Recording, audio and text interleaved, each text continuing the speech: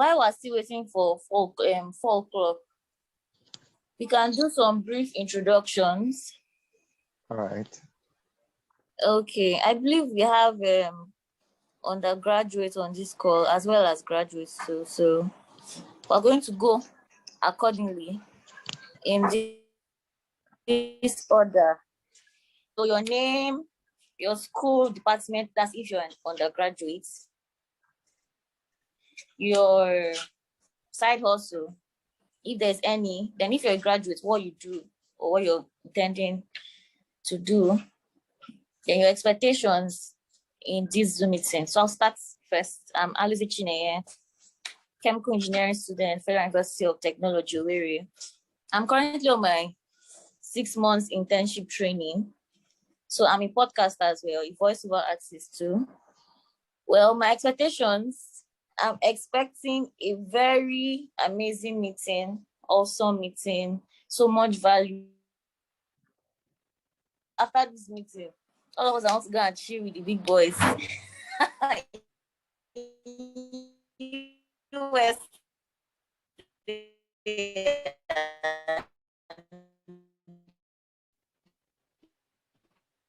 Wherever the case may be, opportunity, I'm going to be able to go around 10 persons till 4 o'clock. Yes, so okay, let me randomly pick anybody to please introduce themselves, what you do, and the rest of them, your expectation. Thank you so much. Okay, Juru Levy, can you kindly unmute and introduce yourself? Yeah, thank you very much, Chineye and Lozie. I am Yes, Du Levi. I'm Du Okay. Levi Odnakachuku, Okay. a fresh graduate of Electrical Electronics Engineering from Federal University of Technology, Owerri. Oh, that's nice. Currently, like I said, I'm out of school, and Okay, yeah. I'm into CCTV, solar system, intercom, and all sort of renewable energy stuff. So that's what I do for the moment. Yeah, and I'm nice. one of the co-founders of the Flourish Integrated Circuit. Nice. So what are you expecting from this meeting? What are your expectations? Okay. Wow. I'm actually expecting Mr. Paschal to try and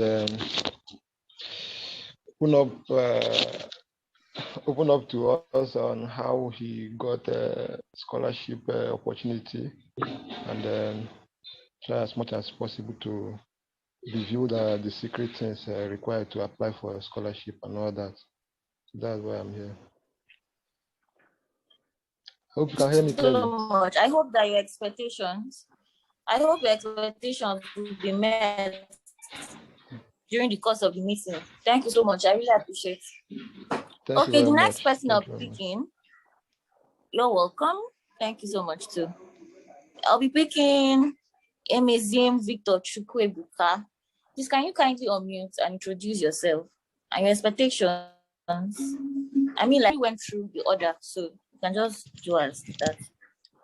All right. Are you hearing me? Yeah, I can. Okay. My name is Amazing Victor Chukwemeka. Okay, nice. Yeah, I'm currently a 400 level student, or will I say final year, because currently I'm in my 6 months IT. Abio. Exactly. Mechanical engineering. So, okay. All right. What next for you? So, I'm currently looking forward to seeing Paschal. Hello? I can hear you. Go on. Okay, I'm currently looking forward to seeing Paschal telling us more about international scholarships and how we can go about that, the criteria involved and everything. Just what makes it more successful when, registering. Kelly, please, can you kindly mute your mic? Kelly, please, can you kindly mute your mic? Please, kindly mute your mic. Hello? Sorry, go on, Imogen. Okay, I said I look forward to seeing Pascal Okay. talking more about international scholarship, the criteria Yes. involved, how we can go about that. Basically, I hope this video would, this Zoom meeting rather would be a more successful. Thanks. Okay, thank you so much, Imogen. I hope your expectations will be met. Kelly Drake. Sir, good evening. Please. I am. You were. Well, go on. Introduce yourself, please. Okay, I am Eju Akelechuku. From Imo. Just graduated from Federal University of Technology. Really? Oh. Yes. From processes and offices. And I'll be looking forward to seeing my once roommate back then in school, Amusuo Paschal. Oh, that's so nice. That's so nice. Yeah. Well, Yeah. that's so nice. Okay, so that's your expectation. You want to see your roommates? No. What's your You did expectation? ask me of my expectations now. Oh, I did, but your background was Okay, you just asked me to introduce okay. myself. Yes, but I asked initially, what's the expectation? Yes, introduce yourself, and then what are your expectations? My expectations, in fact, there are plenty, but one of the most important about my expectations is that I want to honestly to study abroad. Honestly, I want to study abroad. You want to study abroad? And, yes, of course, to further my studies. Nice. Nice one. Thank you so much, Kelly Drake. And please kindly mute your mic, please. After this, please kindly mute your mic. Okay. Mute your mic. Thank you so much. Okay. Well, we're still waiting for our organizer to come online. He's having network issues though, connecting. So we're still going to be going on and on with the introductions and the rest of them. So who is next? Who's Yoko? Yoko. Hello, Yoko. Okay. Sure. Okay, we're about to start now. I just got a message from our guest. So before I start, I'll just love us to please adhere to these rules that I'm going to say out now. And one of them is keeping our microphones muted, please, when you're not speaking. And then, please, when the guest speaker comes to speak, kindly, we should not really make the chat box very, very, noisy and the rest of them. Like, if possible, there should be zero minimal noise on the chat box because it can be distracting. And the guest speaker might find it very distracting. We're still going to have room for question and answer, comments, and the rest of them. But during the course of the speech and the lesson or the lecture, please let's do well to reduce our conversations on the chat box. Thank you so much. So I'm going to be introducing our speaker for tonight. He's none other than Amusuo Paschal. But before then, let me do a brief introduction. Our speaker is, so Amusuo Paschal is currently a graduate teaching assistant in Purdue University, Elemere Family School of Electrical and Computer Engineering, United States of America. He's a first-class graduate of Electrical and Electronics Engineering, from the Federal University of Technology, Owerri.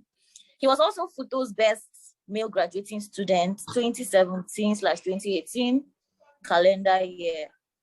So far, he has been able to, he was a one-time Assistant Secretary General to the Society of Electrical and Electronics Engineering, FUTO, between the year of 2014 to 2015. He was also an intern at Chris West Technologies Limited and a software engineering graduate intern at Simfix within the year of September 2015 to December 2015 and January 2019 to March 2019. He was also an intern at Slumbj, July 2017 to December 2017, and a research intern at Danuju Resources Limited, September 2018 to March 2020.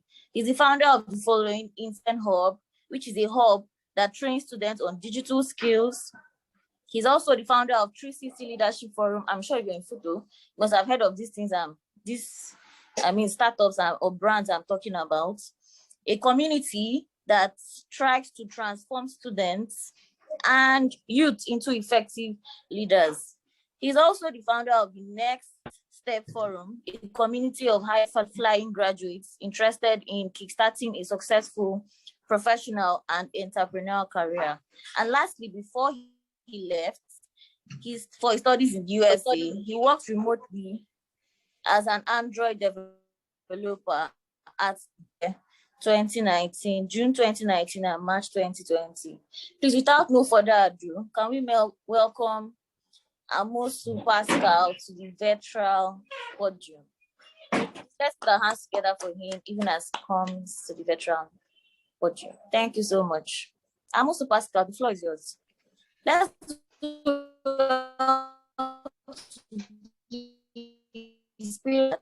you so much. Hi, how are you doing, everyone? Good morning, afternoon, evening, wherever you are attending this call from. Can you see my screen? Okay, scratch that. Okay, so how are you doing, guys?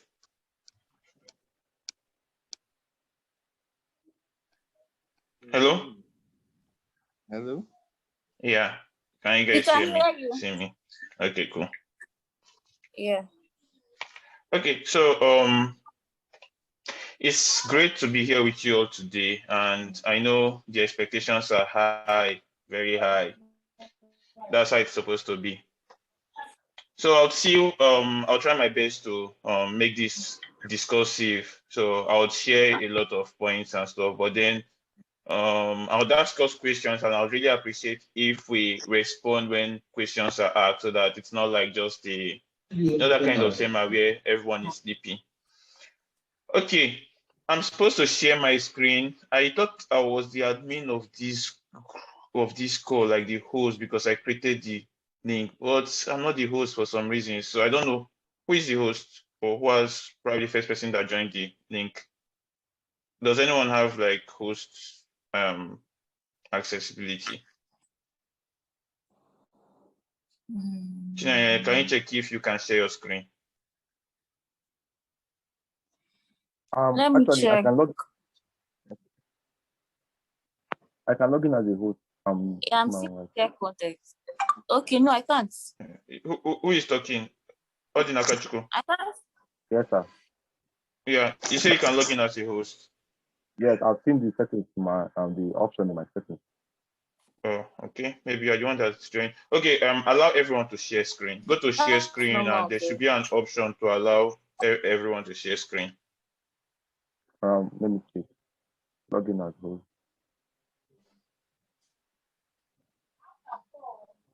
Where is this thing? Misbehaving. Okay, good.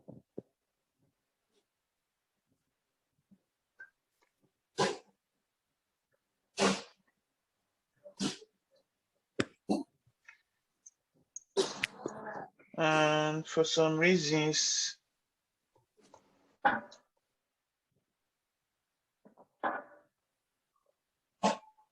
trying to reach out to Shopco, but I don't know. he's not on this call. Okay. He's not on the call. I think he has network issues. Next time. Okay, give me a second. I think I've seen the host key, and there's somewhere I can input the host key. Yeah. Okay. Hello, Shopco. I think.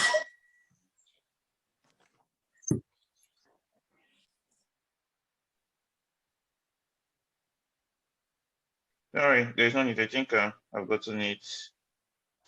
Yeah, I'm the host now. Cool. Okay, bro. Okay. Yeah. Sorry for this little what would you call it now? Okay, and then I'm sharing my screen. Can you guys see my screen? Yes. Yes. Yes, yes. Yes. Yes. Okay. Yes, yes. So thank you very much for the introduction, and I thank all of you for being here. When David told me about this, about his plans to organize a program like this, I really liked the idea. Honestly, like between September and December last year, there were a lot of these kind of programs that were organized by various persons. Even Twitter spaces were being, everyone was organizing. It was as if once you get to the US, the next thing on your bucket list is to go and organize or feature in your own graduate school information session. You get so, but the problem with that is that really, if by September or October you don't know anything about graduate school application process, I really don't know how much attending sessions at that point in time is going to help you. Like for that particular, because the application season opens by September and closes by December, January. So it means if you are targeting applying by September this year or by fall this year, that between September and December this year, you should start from January to actually start making the necessary arrangements so that you'll be ready by that time. So if you are learning about some of these things in September when the applications open, the probability of you getting the required documents and everything ready, like, is very slim. So when David told me about this opportunity, I think I liked it because of the timing. It's in January. It will give any of you who is interested in following up, it will give you enough time to actually like implement a lot of what we'll talk about today, and hopefully I would want to hear the success stories later on. So yeah, so with that, today we'll be talking about accessing graduate school opportunities. My experience is mostly US based because most of the schools I applied to were in US, and that's where I got the years I needed. So if this was being done by someone who is studying in Europe or Canada or Australia or UK or any of such countries, some things I say here will be different.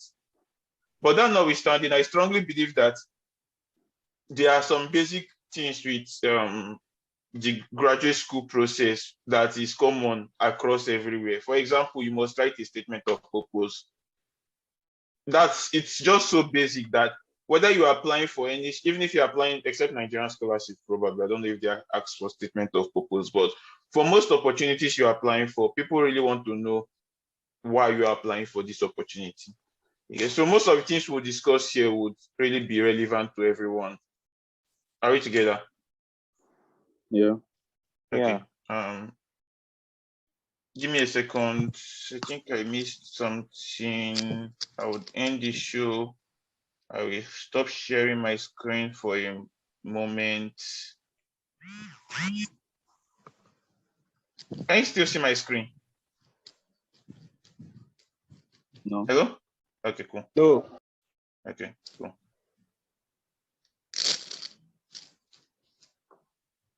I think I missed something.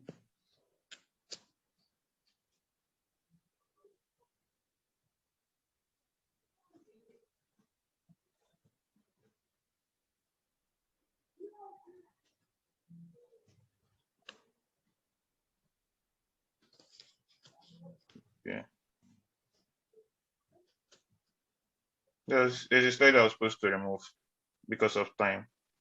And I just want to be sure I removed it.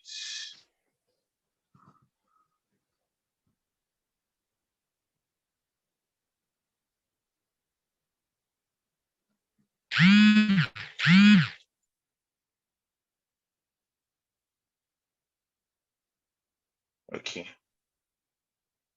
So let me share my screen back. Okay, hopefully I hope we'll be able to complete, like, finish this session before the Nigerian match starts.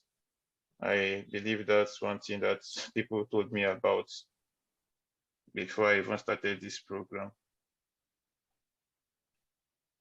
Okay.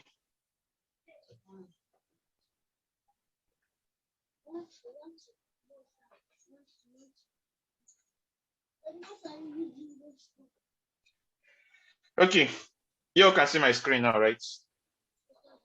Yes. Yeah, yeah, Okay, we cool. can. Yeah, yeah. Okay, so within the period of this, we'll be looking at the opportunities landscape. We'll be discussing scaling standardized examinations, GRE, TOEFL, IELTS, yes. We'll talk about writing your statement of purpose. We'll talk about identifying and contacting prospective supervisors. We'll talk about other application requirements like your transcript and your international passports. And if there is time at the end, I'll still share a little bit about what graduate school really is like. Is it what you think it is, or do you really know what it is actually? I feel it's going to be important in helping you make your decisions. Each of these items I've listed here, I deem them important, and they were mostly what people always ask about. But then I deem them important because these are what makes somehow your application process. Within the period of this webinar, I will not just be giving us some random talks. I'll be sharing what I call strategies, like guidelines, things I did and things I'll tell you to do from now till you get your admission. Are we together? Yeah. Okay, so let's go. So the first one, like exploring the opportunities landscape. People say that graduate school opportunities, they are everywhere. And that's the truth. They are everywhere. But really, to get any particular one, you really need to know what you actually want. If you're interested in pursuing graduate school in Europe, the way you go about it is different from if you're interested in America. It's different from if you're interested in Canada. Are we together? So it's very important I think the very first thing any of you should do, it's going to be difficult at this point because a lot of you don't really know what you want. But honestly, even before I go to the US, I never really knew for a certain what I wanted. But it's something that if you can figure that out, or if you can claim to want something and work towards that one thing, it limits the thing. So instead of you trying to think about how to target a Canadian application process, US application process, Europe application process, you know that, okay, I want to school in Europe. You can tailor everything you are doing towards Europe or towards America. It's much more productive. So in this session, I'll be discussing about the various opportunities. I'll tell you about the differences. Why do some people choose to go to UK or America or Canada or Australia or Finland or Hungary or Germany or Russia or any of those countries, right? So, and I think it would all start with the question, what exactly do you want? So the first is, what degree should you go for? Master's versus PhD. I'm pretty sure if we had the time and I did a little bit of survey to ask you what you would want after, what kind of graduate school would you want, master's or PhD, I'm very sure 90% of persons on this call would select master's. True or false? True. Okay. True, sir. Yeah. True. But there are a lot of things that actually affect what you would want. Are we together? Okay, so I'll start first with explaining the difference between a master's and a PhD. A PhD is not just another degree. It's not just an advanced degree. Those of you that know me know that I'm doing a PhD in the US. But actually, the US has what we call direct PhD, which is more like a master's and PhD combined together. So it's not just a straight PhD. A master's degree typically is built to give you more in-depth understanding of a certain field. So let's say, for example, you are doing a master's degree in software engineering. The goal is for you to take courses that are related to software engineering. And probably at the end, you will do a project, or the project can be industry-based or research-based, that uses most of what you've learned related to what software engineering. On the other hand, a PhD is just research.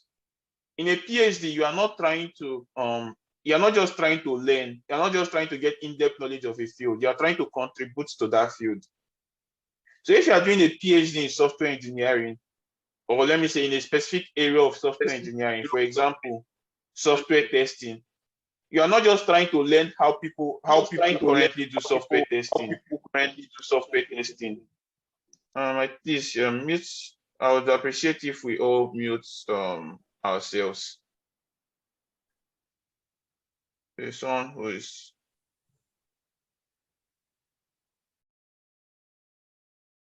Okay. I had to mute everyone on the call. Okay.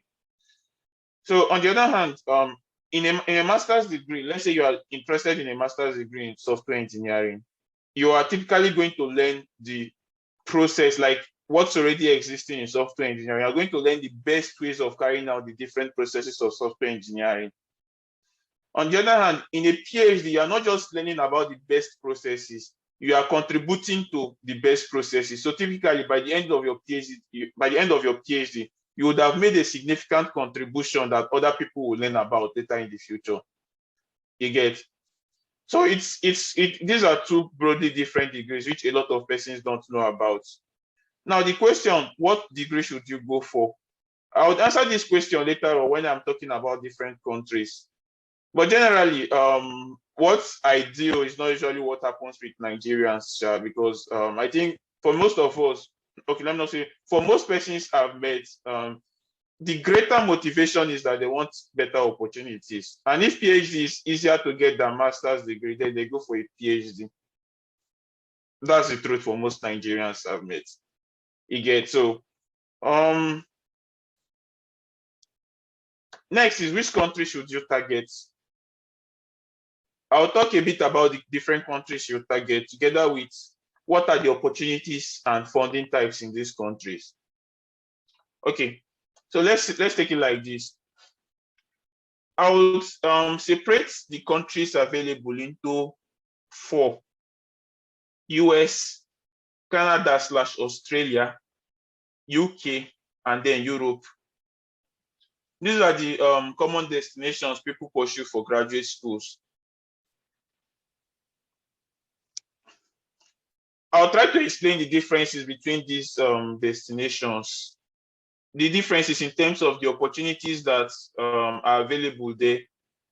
Yeah, the funding opportunities that are available there, basically, and the programs that you typically want to pursue in those. So I'll start with UK. UK is very popular for Nigerians. The reason is very simple. UK gives 1-year master's degree, and it's very cheap.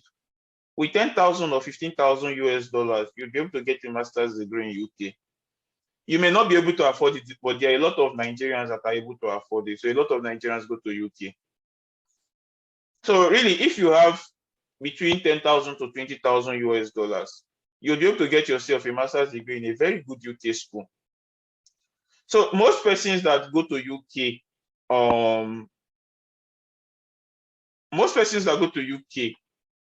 actually go there because they can pay the school fees. But then that notwithstanding, there are a lot of scholarship opportunities that are also available in UK. The most common is okay, so I'll put it this way. UK schools typically hardly give scholarships. For UK schools, they hardly give full scholarship for master's degree the way US schools does. You get, in UK, a master's degree is typically needed before you can do a PhD in UK. And the fundings are usually being given to the PhD students. So for master's degree, most times it's difficult to get funding from a school, except probably you are the very best from your undergraduate. You had like a very high 4 point something. Your SOP was very sterling. Some UK schools have like a scholarship program where they offer scholarship to like maybe 2 or 3 or 5 or 10 Africans. But to actually get into that program, you need to be very, very competitive. Like, yeah, very few. So because of that, the opportunities in UK are not school-based. The opportunities in UK are program-based.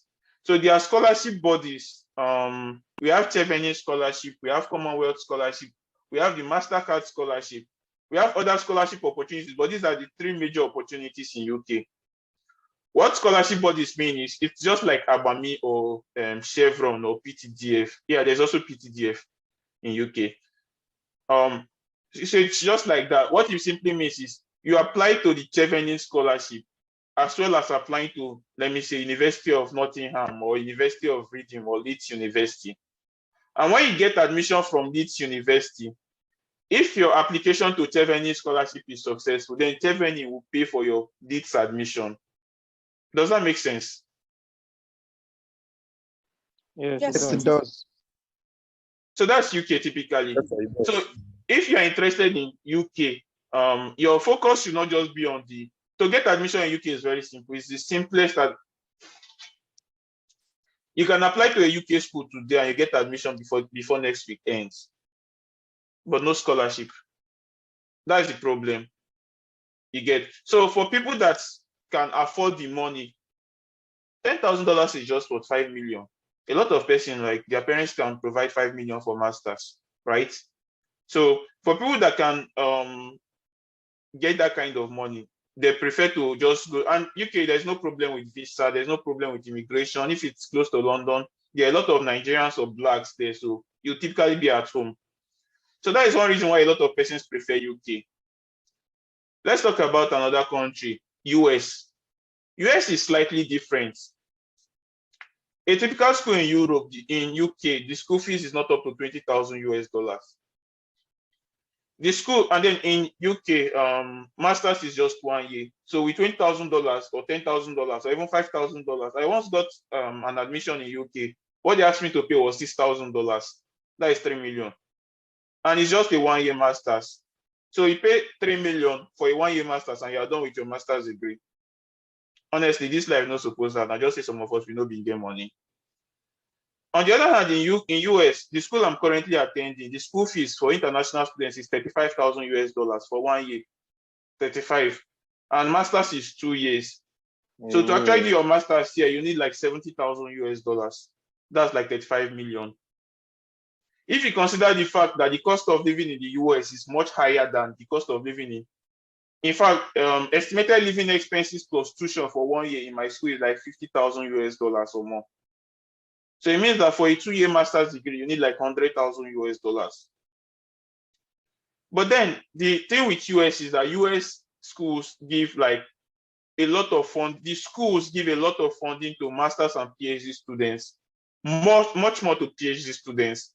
But then if you are pursuing a master's degree and you have a very good profile, I know people that have gotten opportunities in US like for master's degree. So the reason why a lot of us pursued US is because in UK, for example, 8,000 persons last year from Nigeria, 8,000 persons applied to Chevening for Chevening scholarship. Guess how many were selected? Just 40. 40 out of 8,000. If you do, that's less than 1%, much less than 1%. So in most of those scholarship opportunities in UK, they are extremely competitive. But if you are good, by good, I mean your CGPA is excellent, more than a first class, you're able to write a sterling statement of purpose. And you're able to create, we'll talk about statement of purpose later on in this session, but you're able to create a compelling story. You have much higher chance of getting access to those UK opportunities, because as much as 8,000 persons are applying for Chevening, the number of real applications, that is applications that actually make sense is much fewer, much more fewer than 8,000. So it's very easy for your application to stand out if you have the necessary like results already. In US, on the other hand, you don't need to apply to any scholarship body. You just apply to the school directly. And a lot of schools in US offer So there are three different kinds of fundings that US schools offer. The first is called fellowship. Fellowship is what you typically call scholarship, which is the school gives you admission to come and study for free. You don't pay anything. The school just pays you. You don't do any work for the school. That makes sense, right? But for you to get a fellowship, fellowships are really very competitive. On the other hand, there are other two types of funding. The other two types is graduate. They're under what's called graduate assistantship. There is the teaching assistantship, and there is the teaching assistantship, and there is the research assistantship.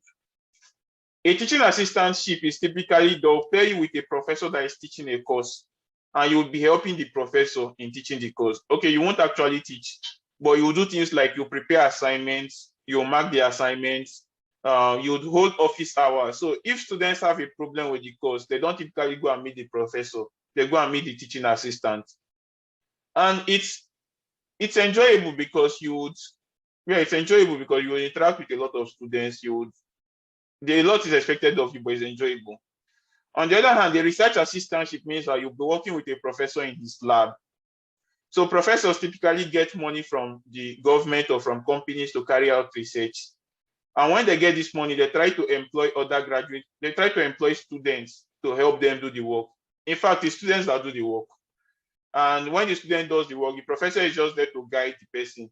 Whatever comes out, they like write the paper on it, get your name on the paper and stuff like that. So a research assistantship is usually given by the professor himself. So that's the easiest way to get to the US, because in that case, you don't need to typically be looking for schools. You need to be looking for professors. So a substantial part of our discussion today will talk about how do you actually access these professors. Now, the kind of opportunity you go for, to a large extent, it also depends on what you actually have. I'll be very frank with you. If your results are competitive, your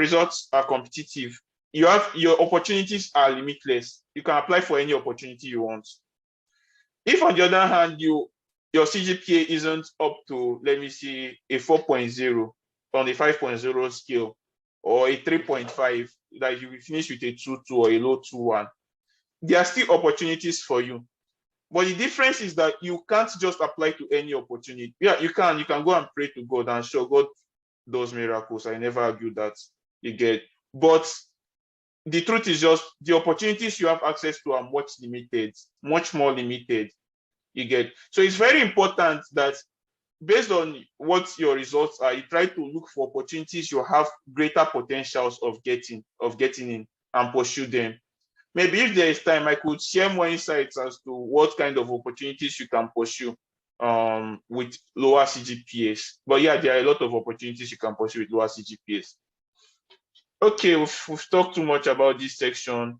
Okay. Okay, so the last two questions I have here.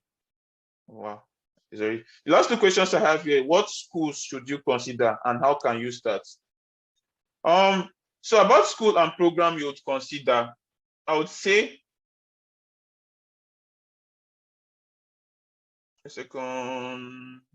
Okay, so yeah, I have on my notes, like, there are some factors you need to consider when selecting a program or a school, which I would just want to throw insights on. The first is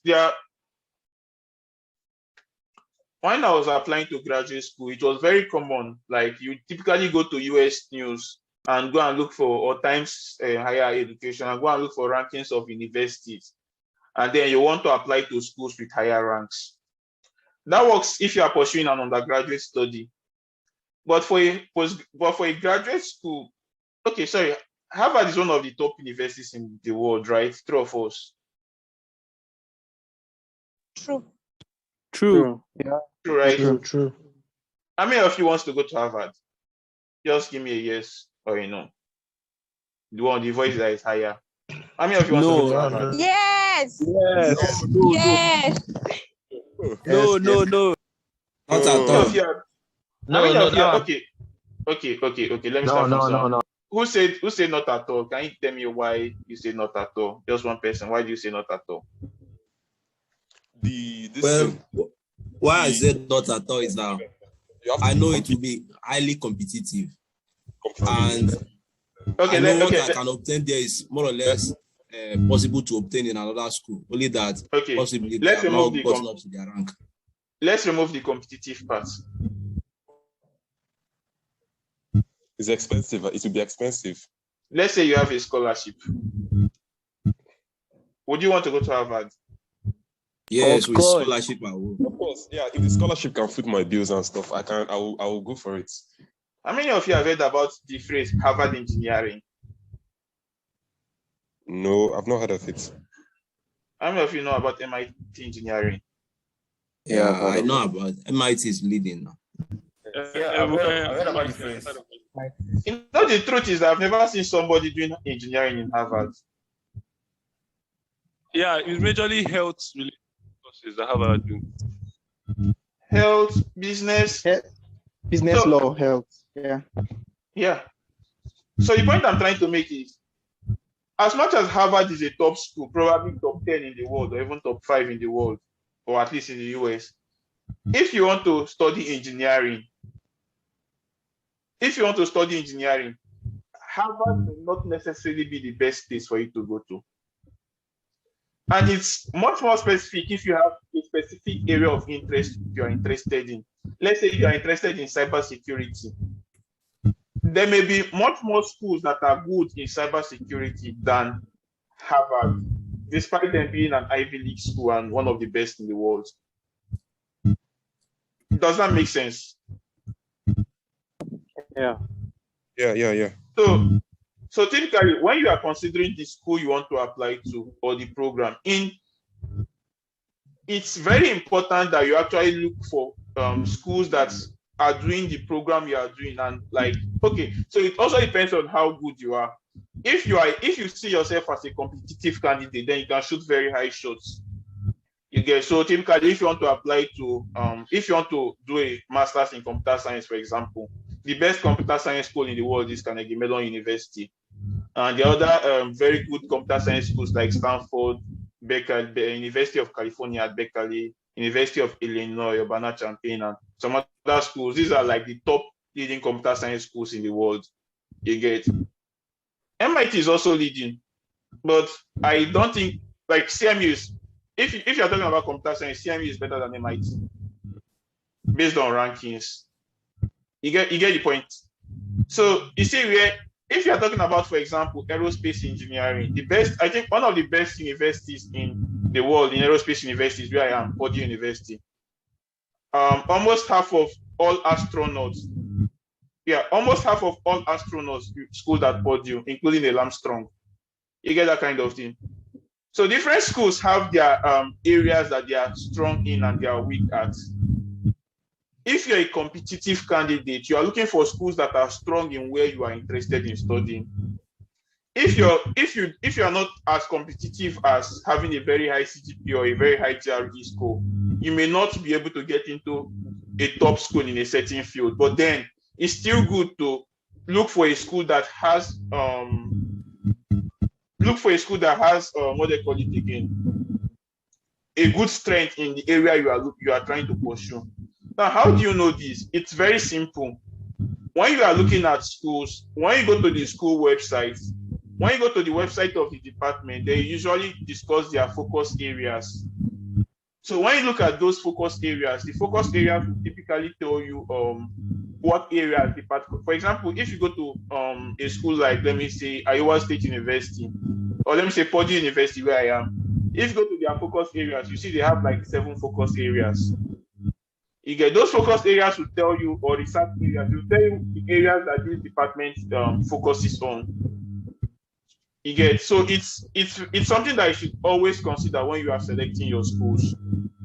And then how can you start? I'll just give us some things to take note of. I think the very first thing you need to do is to start researching the different opportunities for different schools. There is this common strategy that people use, which is they use an Excel sheet, and they have like on the leftmost column, they have like the name of the school or the name of the program or the name of the scholarship. And then they have the next column where they write down the requirements. And then on another column, they write down the dates the application started the last year. So typically, if you are doing it now, you will typically be writing down, okay, what date did the application open last year? If the application last year opened 1st of September, it means that this year it's also going to open around 1st of September. And so they use an Excel sheet to actually arrange these opportunities. This is something you can start doing right from now when you are in school. Like for those that are undergraduate, you can start researching these opportunities. I've mentioned a lot of opportunities here. You can start researching them and they would help you.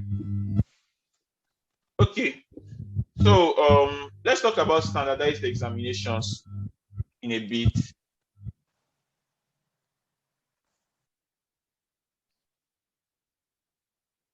Okay. Just want to look at the chat. Okay, let's talk about standardized examinations in a bit. And there are 3 common standardized exams a lot of persons plan to write: GRE, TOEFL, and IELTS. I don't know how many of us really know what these exams are about, but I'll just give us a brief description. GRE is typically like JAM. So your GRE score determines, okay, it does not determine totally, but your GRE score helps you. If you get the GRE is over 340. So if you get a 320 and above, it's like you are getting a 300 and above in JAM. You have a much more, it makes your application much more stronger. And if you get below a 300 in your GRE, it's advisable not to submit that GRE result because it can only weaken your application. So typically, if your GRE score is low, below a 300, you only submit it if it's compulsory. Luckily, today, a lot of schools no longer require GRE. But I'll say this. A school like Purdue has over 1,000 graduate students, most of whom are doing masters.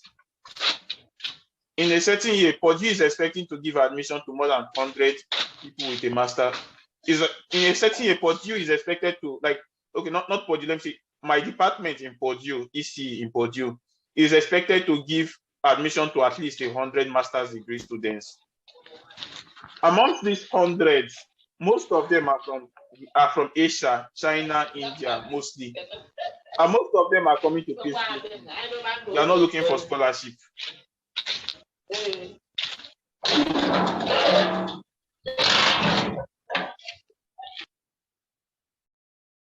Okay. So, and amongst these 100, most of them are coming to pay school fees. They are not looking for scholarship. So when a school is waiving GRE, the school is not waiving GRE because of you from Nigeria. The school is waiving GRE so that more persons from China and India will come and apply to them and they'll get admission and they'll come and pay school fees. When the school is waiving application fee, the school is not waiving application fee just because of you from Nigeria that don't have money. The school is waiving the application fee so that someone from India or China would not pay application fee, would apply, will get admission, and then will come and be paying $35,000 for school fees. So what I'm trying to say in essence is they are not waiving GRE because of you from Nigeria. They are waiving it because of that person from India. So that the person would also come and apply, get admission, and pay school fees. This essence of what I'm trying to say is that a school is waiving GRE, TOEFL, or IELTS. There are some persons that typically say, look for schools that are waiving GRE. I don't want to write GRE. Honestly, it's better you write GRE. You don't do well in GRE, and then you start looking for schools that are waiving GRE, than to, from the start, feel that you're not going to write GRE simply because schools are waiving GRE. If you write GRE and you get a high score in your GRE, it totally increases your application, your admission chances. Does that make sense? Yes, boss. Everybody is muted. Okay. Yes, sir. Okay. Yeah, it makes sense. So GRE is like JAM. Your score is important. TOEFL and IELTS is like English in WAEC. They are English exams. You know, in WAEC English, all you need to get admission to university is to get what a C6. Anything more than a C6 is so whether you get a C6 or you get a C5 or a C4, it's going to help you get admission.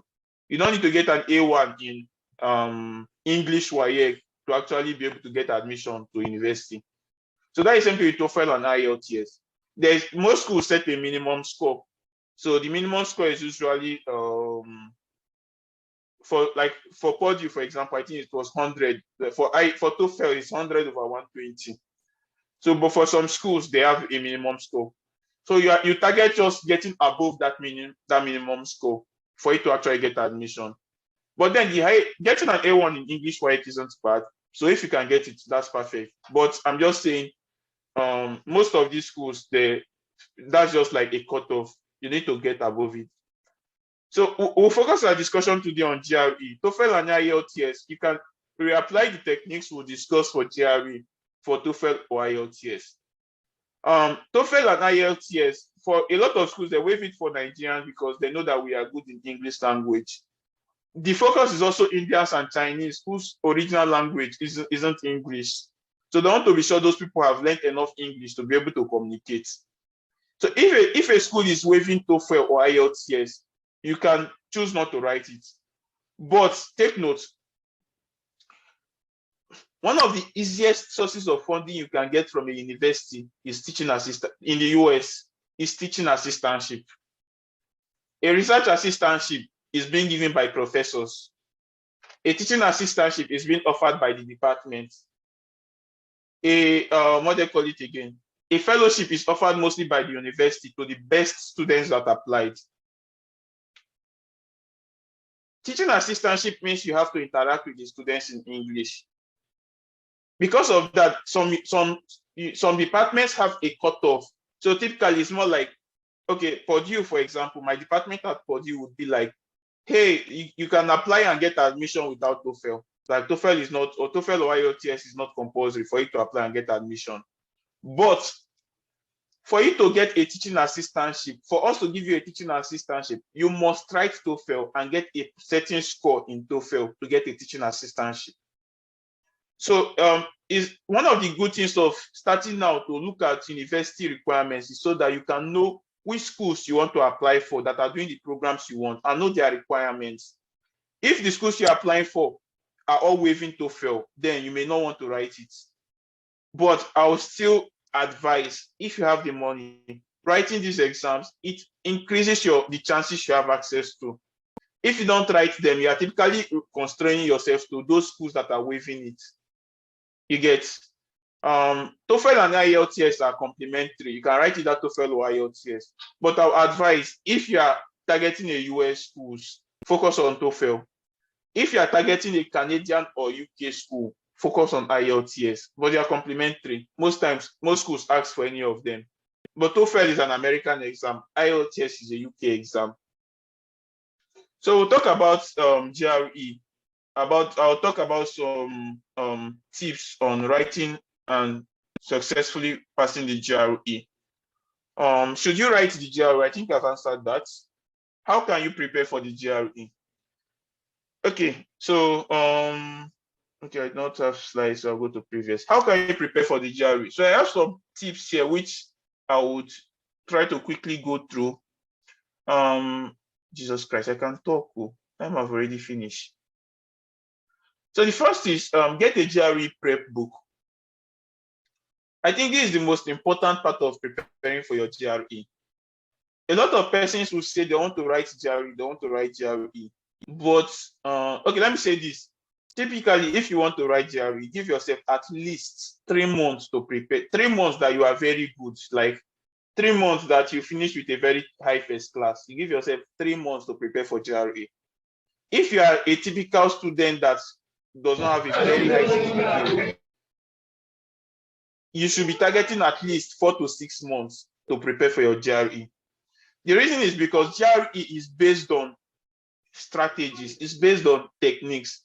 There are strategies to answer any GRE question. And you typically need to be able to learn those strategies. And it takes time to learn and master these strategies. So you don't need to have a high CGPA to get a high GRE score. To get a high GRE score, you need to devote time to preparing for the GRE and mastering the strategies involved. So the first step is to get a GRE preparatory book. I used Kaplan GRE for my own. During that time, I bought it at 3,000 or 4,000. If you go online, you see these books are very high cost, very, very costly. But as Nigerians, please go to that bookshop in that market. If you're in Aba, go to Aba main market. Go to the bookshop in Aba main market. You'll see a shop there selling GRE. I bought mine in Port Harcourt at my one market. There are some bookshops at my one in Port Harcourt. That's where I bought mine. If you're in Lagos, if you go to a typical bookshop, they are very costly. So we all know the reasons why the ones in the inside market are cheap, but because this is a virtual call that is being recorded, I won't say the reason. But yeah, you can get cheap GRE preparatory books. So you get a good, I use Kaplan, and Kaplan is good. The reason why I say get a GRE preparatory books is that these books, many of them contain the strategies for each question type in the GRE. So if we talk about verbal or quantitative, they will tell you, okay, for verbal, there are going to be 10 questions that are comprehension. There are 6 types of comprehension questions. There is the one that is trying to know this and the one that is trying to know that. There's one that is going to be multiple choice and the one that is going to be this. Your aim, okay, if you see this kind of question, this is how you actually approach the question. If the question is, okay, you don't need to read the entire comprehension before you answer the GRE comprehension questions. You typically need to read the first lines of each paragraph to know what the comprehension is talking about. Then when you see a question, you know the paragraph you should go and read and look for the answer to that question. So typically you don't cram the entire passage and then you go and start trying to remember when you are answering. No, you typically see a question and then you go and look for the answer in the comprehension. So these books have the strategies that can help you approach each of these questions. That's why I would always say, just go and get a book and try. The books are very big. They're as big as this. So you need time to actually read through the book and understand each section, each strategy the book mentions. And then the books have, what they call it again, practice questions for each question type. That with the practice questions, you'll be able to actually practice the strategies that the book has taught you. If you buy Kaplan, for example, Kaplan GRE also gives you access to an online portal. The online portal also provides you an online version of the book, in addition to CBT tests, both for each question type and let me say full length. I think that it provided about 2 or 3 full length exams. Are we together? So yeah, that is the first thing. The second thing is there should be a chapter that discusses the format of the exam. So when you get a GRE prep book, the first chapter usually talks generally about the GRE exam. What are the sections in the GRE exam? How long does the exam last? How many questions are you going to expect? Try to understand the structure of the. I once met someone that said he was preparing for the GRE exam, but did not know how many questions he was expecting. And I was like, how? It's good to just have a broad idea of the nature of the GRE exam. We'll come back to why that's important, but it helps you focus your what you are preparing.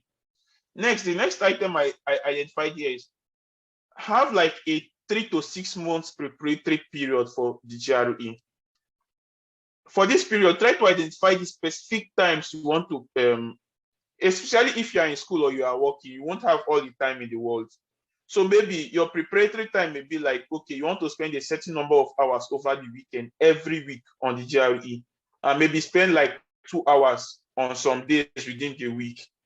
You need to identify the times here, because if you don't devote specific times to preparing for the GRE, what's going to happen is that you keep procrastinating till June. Then you will now remember in June that you are supposed to write GRE so that you'll be able to apply for schools. And then you now try to do all your preparation between June, July, August. And then you go and write in August and you don't get a very high score. But if you start in January or February to prepare, you can prepare up to August, then you write your exam in August. And with 6 months preparation, I promise you are going to do outstandingly well in GRE. Then the next thing I will say, once you get a book and you've identified the times you would want to prepare, the next thing is to take a full practice test. A full practice test is like a GRE exam. It lasts for 3 to 4 hours. It covers all aspects of the GRE. Like I said, if you buy something like Kaplan GRE, it provides you access to an online to these versions of the test. So you'll be able to get a full practice exam online with a Kaplan. Like if you get, I know other GRE books also provide it, but I'm saying based on the one I know. So typically, what I'm saying this is, it's good to know, okay, at the point where I started preparing for GRE, this was the score I got. So that when you start improving, you can always measure your progress as against your starting point. The second is that it tells you the area. Okay, the truth is, when you take that test, you're going to do woefully bad in it.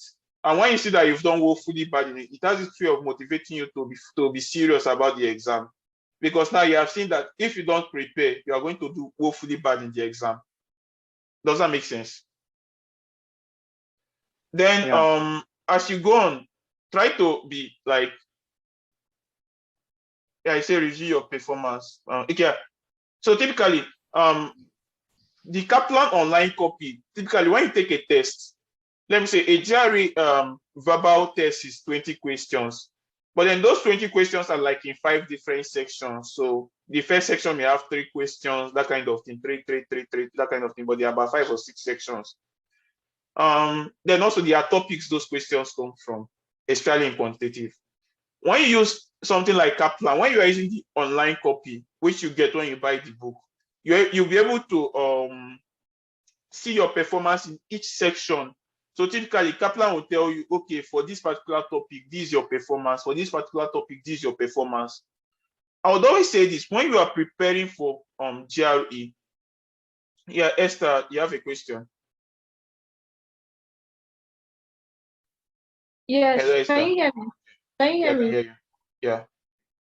Okay, so sorry, how, if you were talking about taking the online test while preparing for GRE, but you said if we buy it, so if we get it from the market, like you said in Aba, is it impossible to take this online test? No, I'm saying, so if you buy the physical book, so there's for Kaplan, for example, there's a Kaplan website. When you buy the physical book gives you tells you how to create an account and activate the account on the website.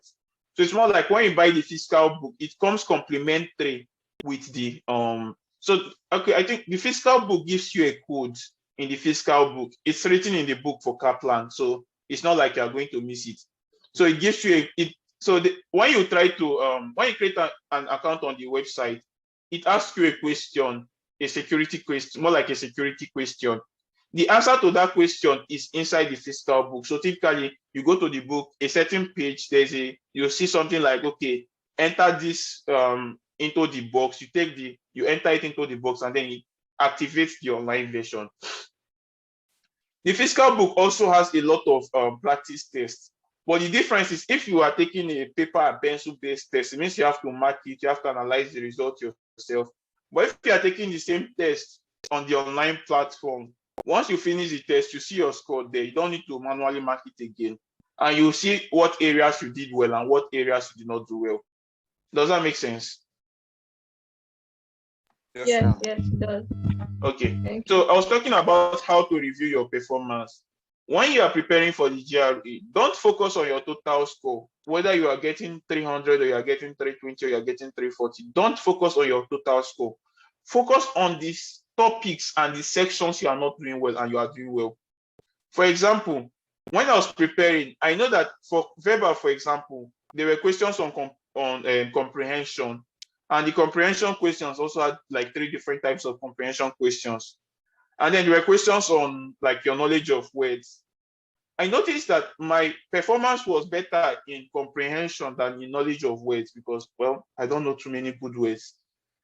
So what I targeted was, okay, how do I improve my knowledge of words so that I'll be able to increase my scoring in those sections? And that made me to go and there's this application, it's called Magoosh English Vocabularies. That helps you practice.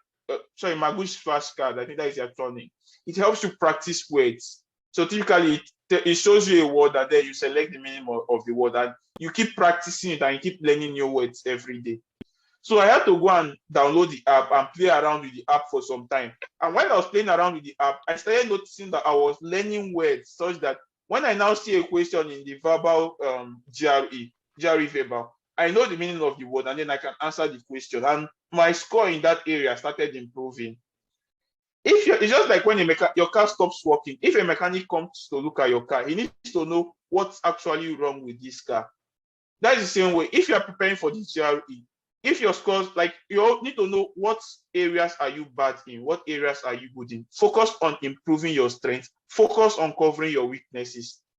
There are some times where you may know that, okay, this section is hard. I'm going to forfeit this section because it's very hard. But if I'm going to forfeit this section, I need to be sure that I'm going to do very, very well in this other section that I'm good at. So, like, for example, I know that verbal was my problem and I was good in quant. But I not just leave quant alone to go and focus on verbal. I still put attention into quant to be sure that, okay, even if verbal is going to fall my hands, I want to be sure that I'm going to get as much questions as I can from quantitative, so that it's going to balance my, I don't know if that makes sense. Yes, sir. Yeah. Okay. Yes, sir. Yeah, we understand. Okay, so Jesus Christ, I thought I was going to watch the Nigerian match by 5.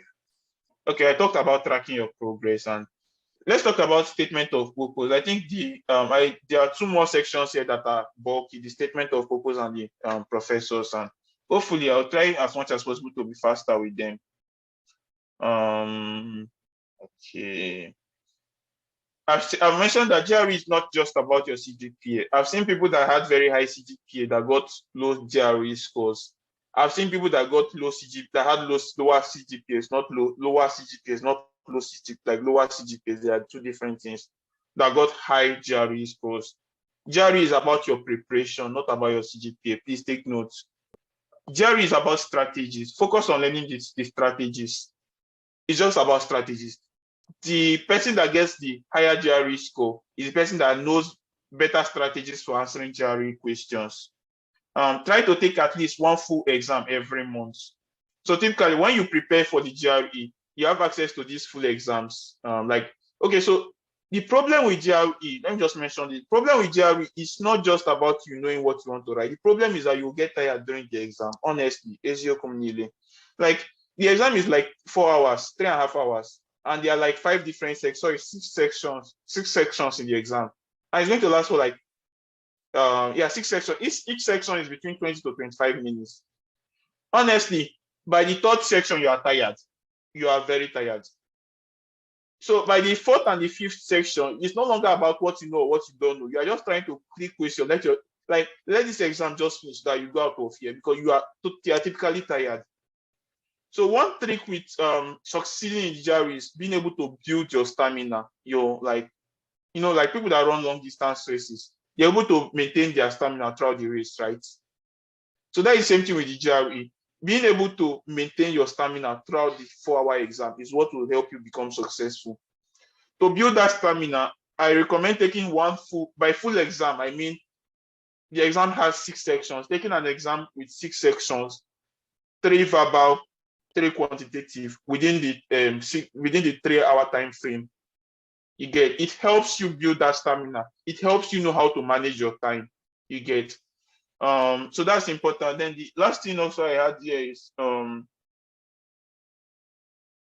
seek for additional resources where you need improvement. Identify areas, blah blah blah blah blah blah blah blah blah blah blah blah blah blah blah blah. Try to finish the GRE book you bought. The book is big, but try to finish it. Okay, so let's go on to the next thing. Writing statement of purpose. So the first thing here is what is statement of purpose? So I would say this: your statement of purpose is typically the story you are telling to the admissions committee, the people that are going to review your application and give you admission. Your statement of purpose is simply the story you are telling them that is like, hey, I am the guy that you are supposed to admit here. It's the most important part of your application. It's the first thing the reviewer looks at. The very first thing, like they first bring out your statement of purpose and they scan through it. Is this guy saying anything that makes sense or not? If you are saying things that make sense, cool. If you are not saying things that make sense, they don't even spend time looking at the other parts of your application. You are not the kind of candidate they want. There is no single format for writing statement of purpose. You are going to get a lot of formats online. you can use any format you want. Some people like have like specific format that they recommend, but the truth is there is no single format.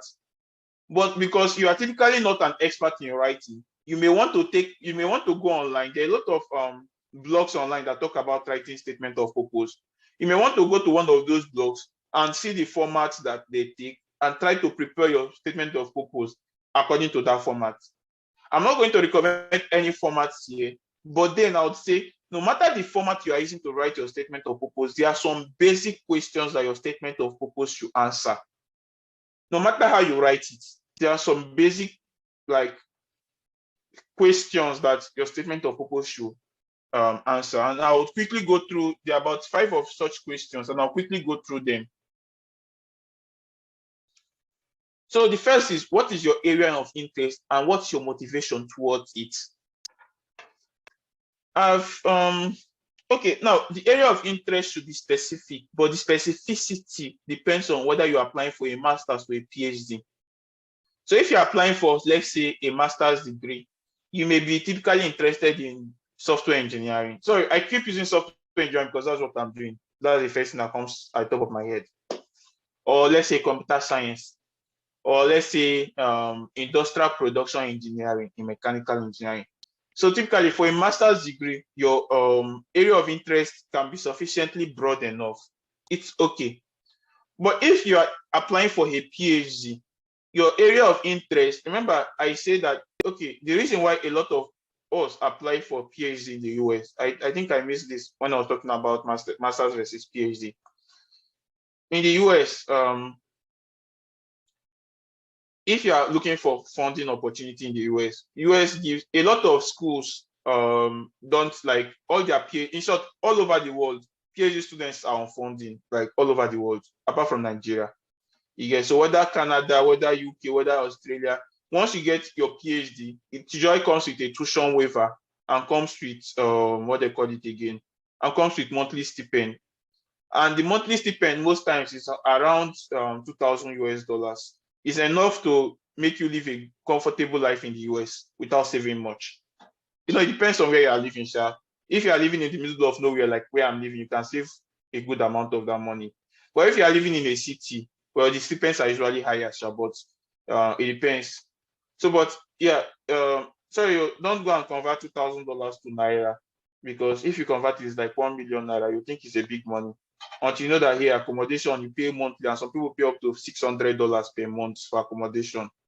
Then you know that the money is not so big. So, but that's on the other hand. So I'm just saying, so typically, PhDs are usually fully funded for most schools.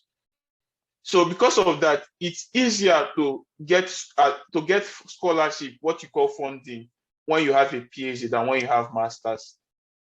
So with a master's degree, you are typically trying to think of 2 things. You need to get admission and you need to get the scholarship, or you need to get the funding.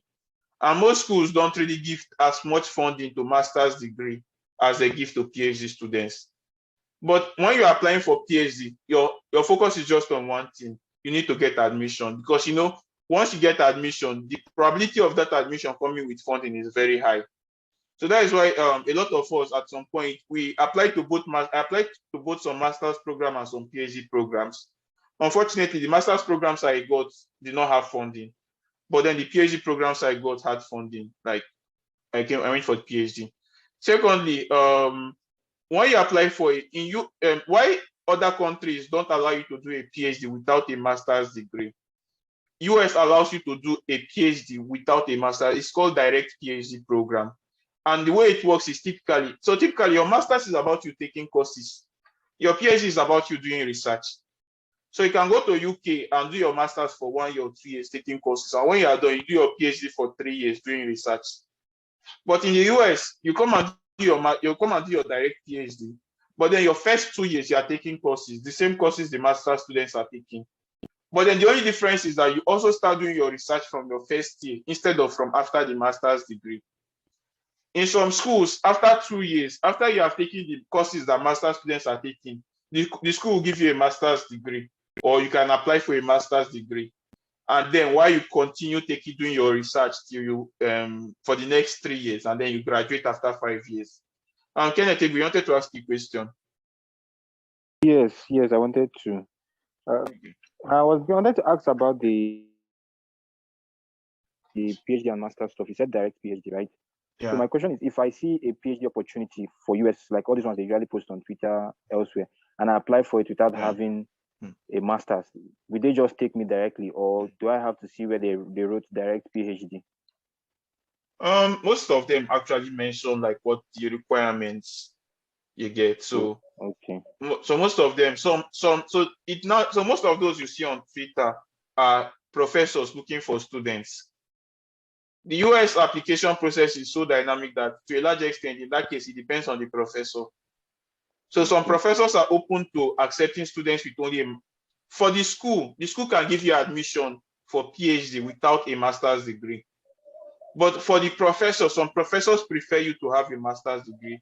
Some are open to you applying without a master's degree. So most times they'll state it there. If they state whether what's required is a bachelor's or a master's, you get. But then you should also, I'll talk about that later though, but you should also know that sometimes there are advantages and disadvantages to both. If you have a master's degree, well, you have more knowledge of the field, but then also you're also taking in a higher regard. Your statement of purpose for someone with a master's degree must be considerably better than someone with just a bachelor's degree. Okay, so that aside, I don't know, does that answer your question?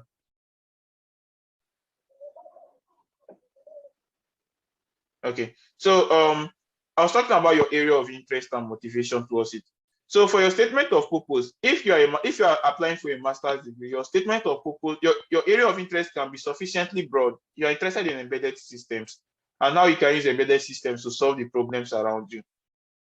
For a PhD, it's very important that you narrow your area of interest to something that's sufficiently narrow to make sense and still falls within the expertise of the department you are looking for. So for example, if you are applying for a PhD, stating that your interest is in embedded system is too broad. It's not going to catch the interest you want your statement of purpose to catch. If you notice those, if you're on Twitter, you see all those people that make posts that they are looking for a PhD student to work on a project. You see that project is usually very specific. Maybe for embedded systems, you are interested in, okay, let me say, for example, for software engineering, which I'm sufficiently knowledgeable about to talk about. Your interest may be, what they call it again, software testing. So you're interested in the use of deep learning techniques to improve or aid software engineers in software, or you're interested in the use of deep learning techniques to develop tools that will aid software testing. This is an area that is sufficiently narrow, you get, to serve as a PhD area of interest. But then if you are going to narrow your interest for PhD application, you need to be sure that that department you're applying to has professors that are into the area of software engineering, and more specifically software testing. I don't know if that makes sense. It does. So it's very important. How do you know an area that is actually narrow? One way to do that is when you go through professors' website, you see professors saying they are interested in this, they're interested in that, they're interested in that. When you go through that, you'll be able to see, okay, a professor says he's interested in embedded systems, he's interested in machine learning. Well, okay, so using machine learning techniques to in embedded systems is narrower than just embedded systems. It's narrower than just machine learning. Does that make sense? Some people try to, like, you get, someone with a master's degree and sufficient knowledge of the field can be much more specific as to mention the project is interested in working. I'm interested in the use of dynamic analysis techniques, such as fuzzing, to actually improve the security of embedded systems. That's a much more narrower area of interest.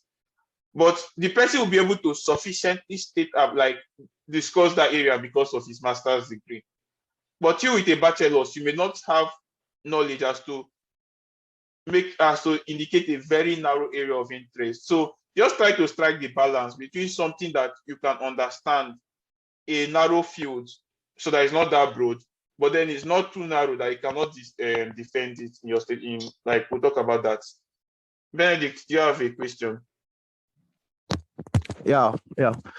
So Please, could you throw more light on the area of how to get in touch with these professors? Like, is there a platform you could reach out to them, or how to get in touch with these professors? Please, could you throw more light on that? Thanks. Okay.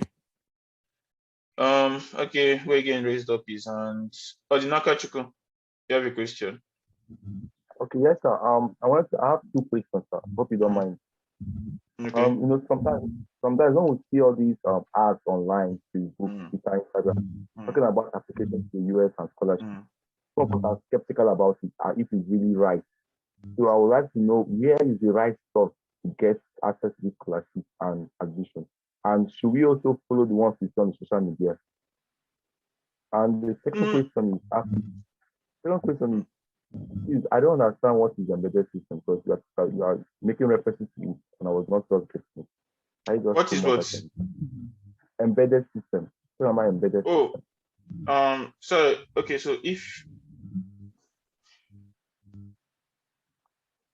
I want to say that the description of embedded systems is not within the scope of this discussion, and if you don't know what it is, then probably it may not necessarily concern you, but that would sound a little bit not nice, so I'll just tell you what it is. Embedded systems is typically like anything that seems to be a computer but it's not a computer. So for example, if you have a smart television at home, that's an embedded system. Or if you have like if you are walking to Walmart, ShopRite, and the door automatically opens for you. Like the door just knows that you are coming and automatically opens for you. That's an embedded system. If you are anything that seems to be a computer, or anything that seems like it has a computer inside it, but then it's not a computer, it's an embedded system. So but that's on this side. Okay, so thank you. Then I talked about your area of interest, and your motivation towards it is typically, why are you interested in that area? Please don't give too much essays about your personal life story and how, like, talk about something personal to you, but don't just talk too much about it. Then talking about your motivation towards your area of interest, I'll state this. Who's not muted? Sorry. Okay. Talking about your I'll state this. It's very good if you can tailor your motivation towards it to be a problem you are interested in. A problem, let it be around a problem. For example, I'm interested in software testing, or I'm interested in the reliability of software. But then I now, when I'm discussing writing my statement of purpose, I started by telling them how I've been working as a software engineer for 2 years, and how I've noticed that a lot of times, despite the heavy amount of testing that our quality assurance team does on our applications and products, when they go to production, they still fail. And there are a lot of bugs that are discovered when the application is on production. So because of that, you believe that there are other ways that, so because of that, you are interested in learning other ways that you can actually, what they call it again, solve this problem of unreliable software in production. This is just very vague, but I'm just trying to give an insight of how there is a personal problem you are experienced or encountered, and how your area of interest is in line with solving that problem. You get?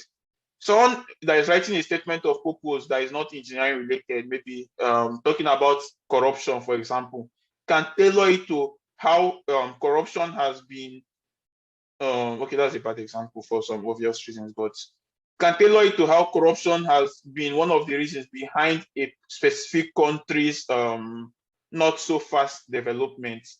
And he believes that a certain technique would, like his area of interest, would help him understand better why corruption happens, and in future help him be able to solve corruption.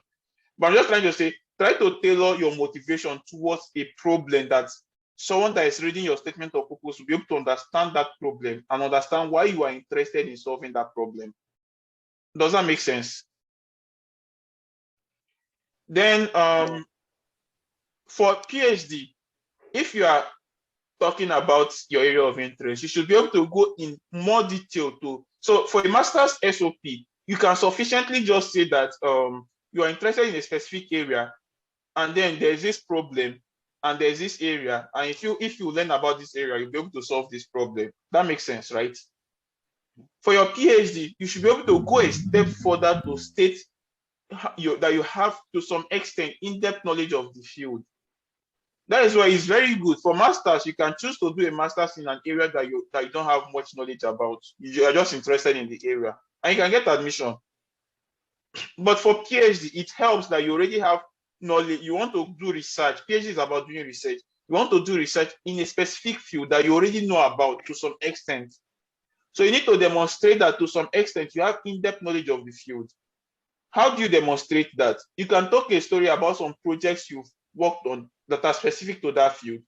And not just about during my final year project, I worked on this. That's too blank. You need to specify, like in your statement of purpose, you need to specify like some in-depth knowledge of that project that you worked on.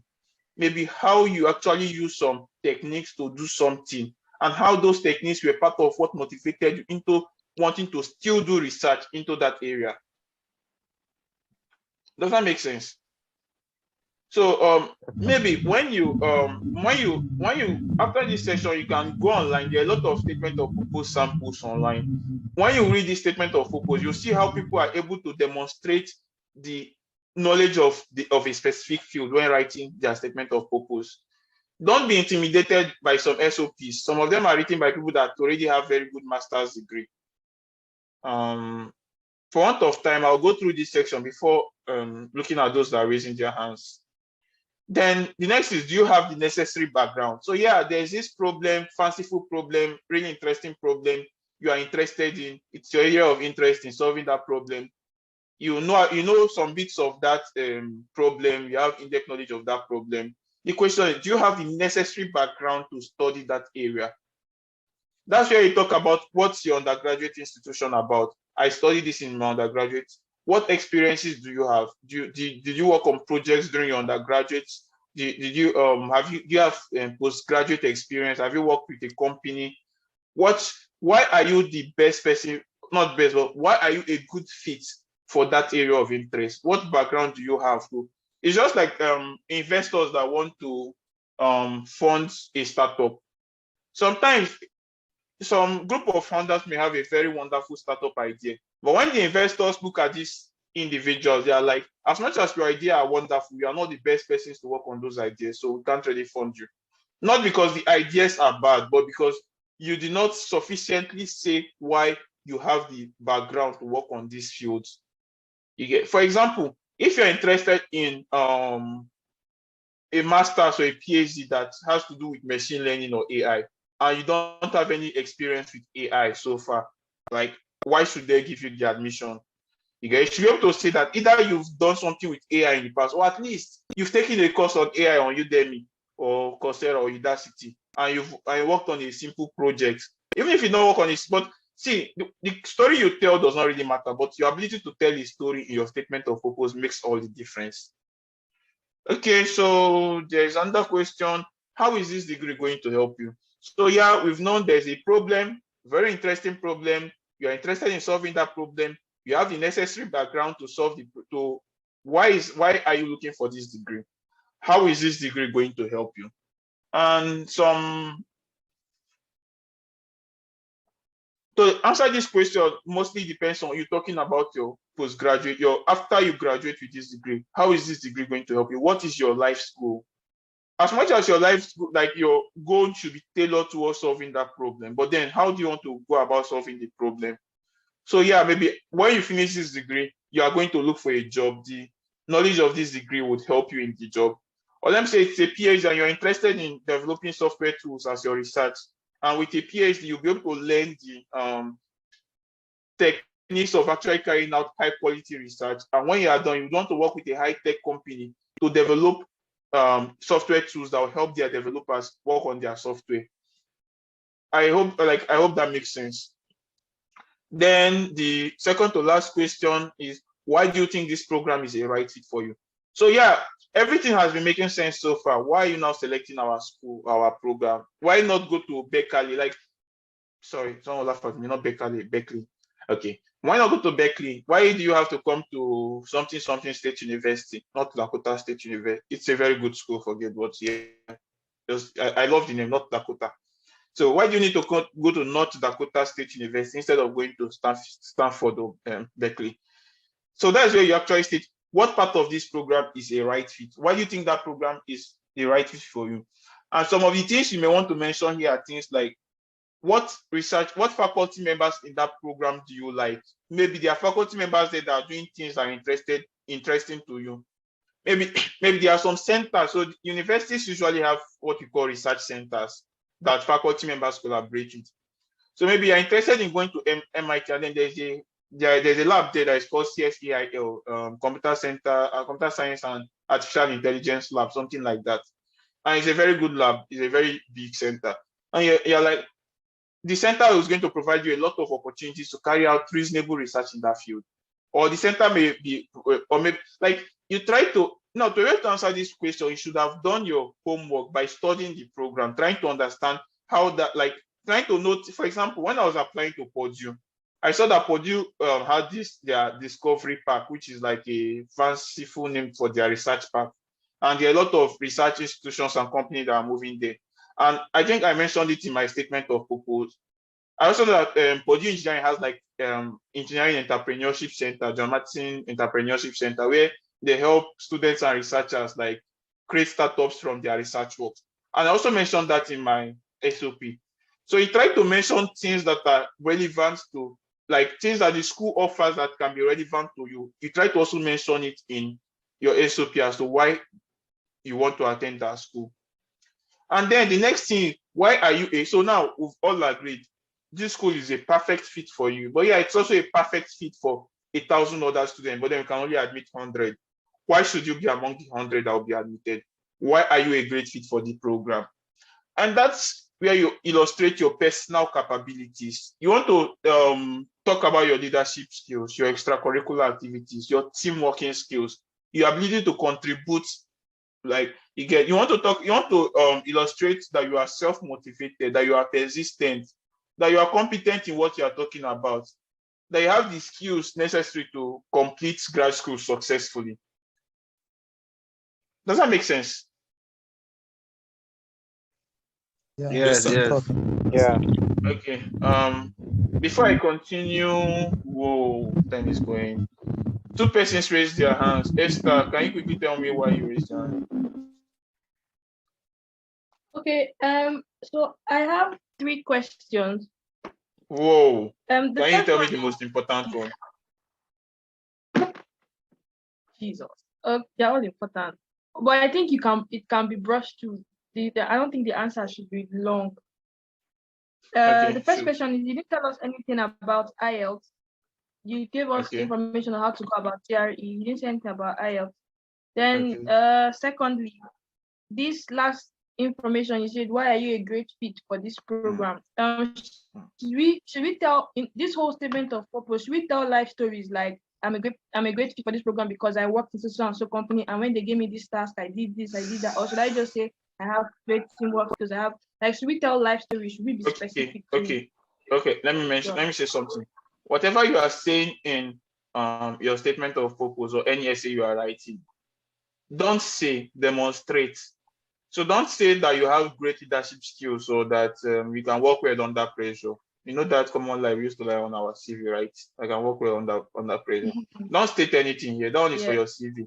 You demonstrate. Demonstrate means, have you held a leadership position before? If you have, you are trying to say a story about how you use your leadership skill to actually make a difference. Again, that is why we all encourage undergraduate students to try to at least hold a leadership position in school, because it helps you solidify some of these stories you tell. You want to say about how persistent you are. Yeah, talk about a challenge that you experienced that otherwise other people would have failed, but then you still kept on going or something like that. Say a story that demonstrates this. For IELTS, there was no time about it, but I say most of the things I discussed about GRE, you can actually apply them to any other exam, even to your university exams. Actually, they are common knowledge. Okay, sorry, they are generic. Okay, Chinedu, Alpha, what's the? Sorry, one more question. Wait, calm down, Esther, please. You don't worry. You can send it as a chat, please. Sorry. Yeah, Chinedu. Okay. Thank you, Pascal. My question is concerning one, this SOP, and secondly on professor, like emailing professors abroad. Yeah. Maybe for position of a research assistant. Yeah, please, what is the question? So the question there is that, like, you know, what we studied electrical, electronic, and we auction in different auctions, like high in power system. So, but we found out that the schools there, most of them in US, they have electrical and computer engineering as a course. Most times when I go through their professors trying to find their area of interest, they are mostly on, you know, electronic and communication aspect. Like personally, I have interest in power, and you know, you hardly find a school that is I'll talk about that in the next slides. Okay, for those raising their hands, I'll still come back to you. Let's just move on. Okay, so now let's talk about the next, which is identifying and contacting professors. Okay. So like I said, why is this important? Okay, you need to contact professors. Like I said, one of the ways of getting funding in the US is through a professor, because professors give research assistantships. So most of those advertisements that you see on what they call it again, on Twitter, our professors are looking for. So this professor gets a grant, hundreds of thousands of US dollars from either the US government or from a company like Google or Apple or Rolls-Royce. And then they look for students to actually come and work with them on that project. So reaching out to a professor means that if the professor has such a funding, he's also looking for students. You may be reaching out to him at the point where he's looking for students. Some professors, so sometimes there are some schools that give admit. Okay, first of all, it's not every school that requires you to contact professors. Some schools feel that professors giving admissions bias their process. So the schools prefer to admit students, and then in your first year, especially this is very common with chemistry and biology kinds of field, the sciences. So the school admits you. In your first year, you do what is called rotation. So typically, you work in different labs. You rotate through about 2 or 3 different labs. And then after rotating through 2 or 3 labs, you and a professor will get a chance to work with each other within 1 semester. And you can then agree to, like, the professor can then agree to take you on as a student. Some schools also just give students teaching assistantships in their first year. So typically what it means is when you come in your first year, for example, especially if you're applying to something like chemistry, almost every, like in Purdue, for example, thousands of year 1 students, like freshmen, do chemistry. So there is need for a high number of chemistry teaching assistants.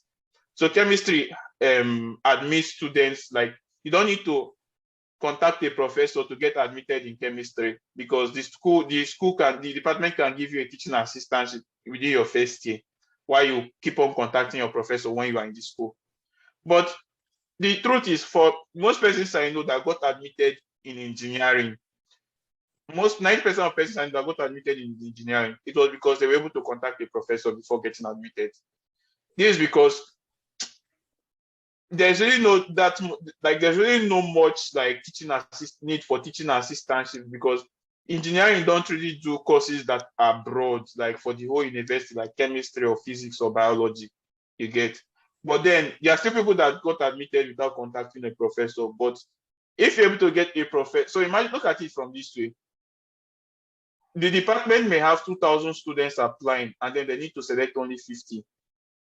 A professor can have only 10 students. Well, not 10, there's usually a lot, but maybe only 10 that makes sense, and you're among the 10, and he needs to select 2 or 3.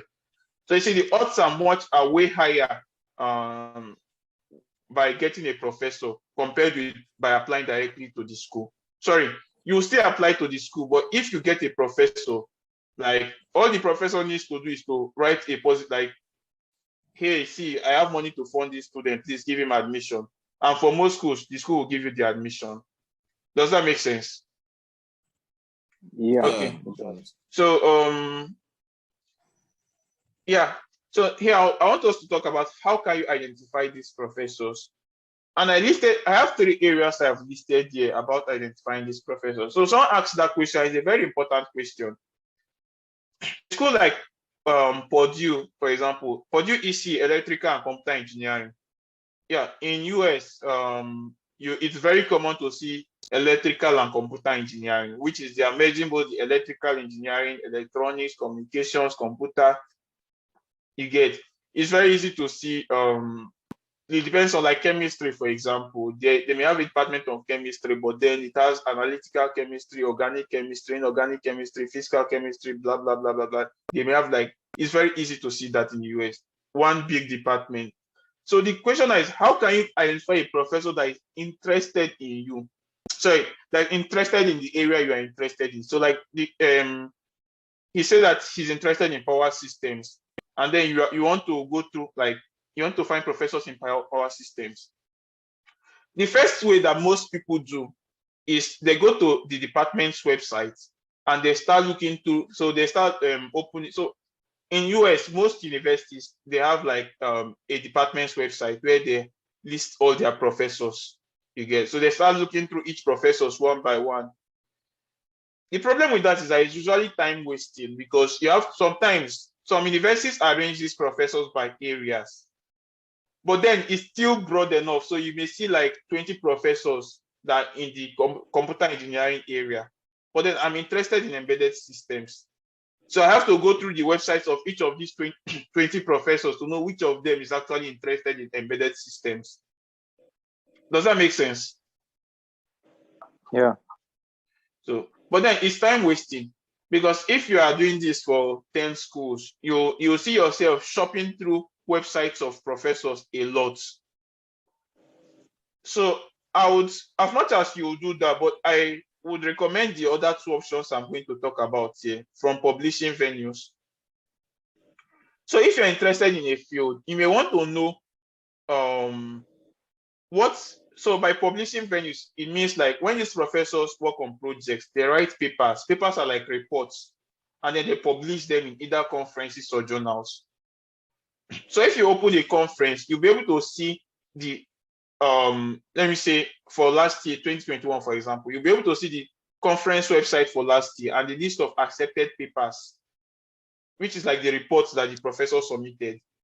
Now, these papers are usually organized according to areas.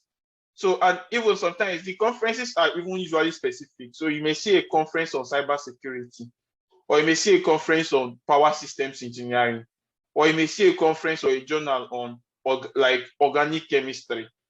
So if you can identify the publishing venues, that is the conferences or journals that professors in that field publish to, you can, when you Google, you will see them top conferences for power systems engineering. You will see the top conferences. When you open the conference website for last year, not this year, last year's one, you look for the accepted papers. Or normally some of them arrange the accepted papers by, so you'll see like, for example, in maybe I'll show us later, but maybe say, for example, in security, computer security, you may see, okay, there's this section on cyber security. There's this section on hardware security. There's this section on network security. There's this section on embedded system security. There's this section on software security. So if you're interested in, let me say, software security, you can now go to the subsection for that. It shows you papers that were submitted in that for that section. Every single person that submitted a paper there is working in that area. So it helps you become more specific as to, and you can see the universities those people are from.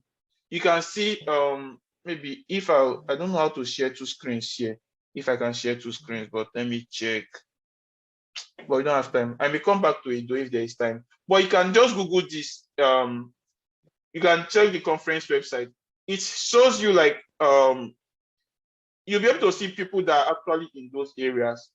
One thing that you should notice, normally when you see a paper and it's published by, let me I think it's important I show what I'm talking about, right? Yes, please do. Okay, so for example, I don't know who uses Zoom. Can I share two screens at the same time?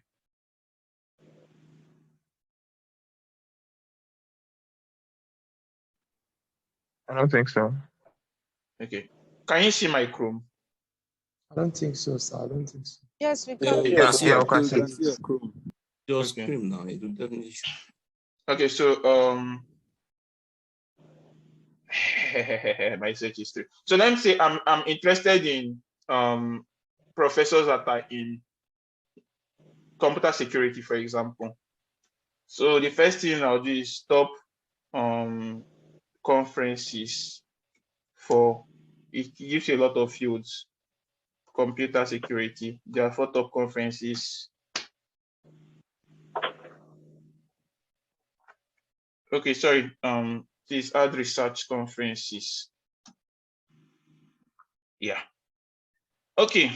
So if you open this link, for example, you can see by ranking, Usenix is usually the number 1, IEEE Symposium, IEEE S&P is number 2, NDSS and CCS is supposed to be number. Wow.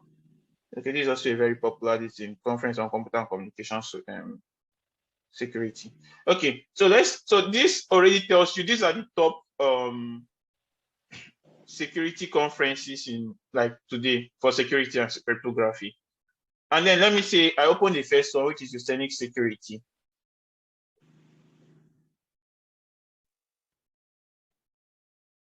How do I?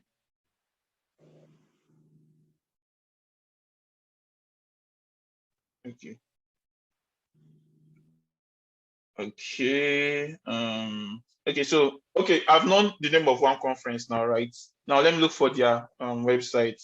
So I'll do a Usenix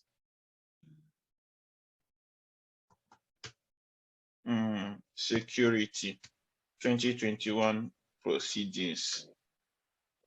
So this gives me the website for Usenix security.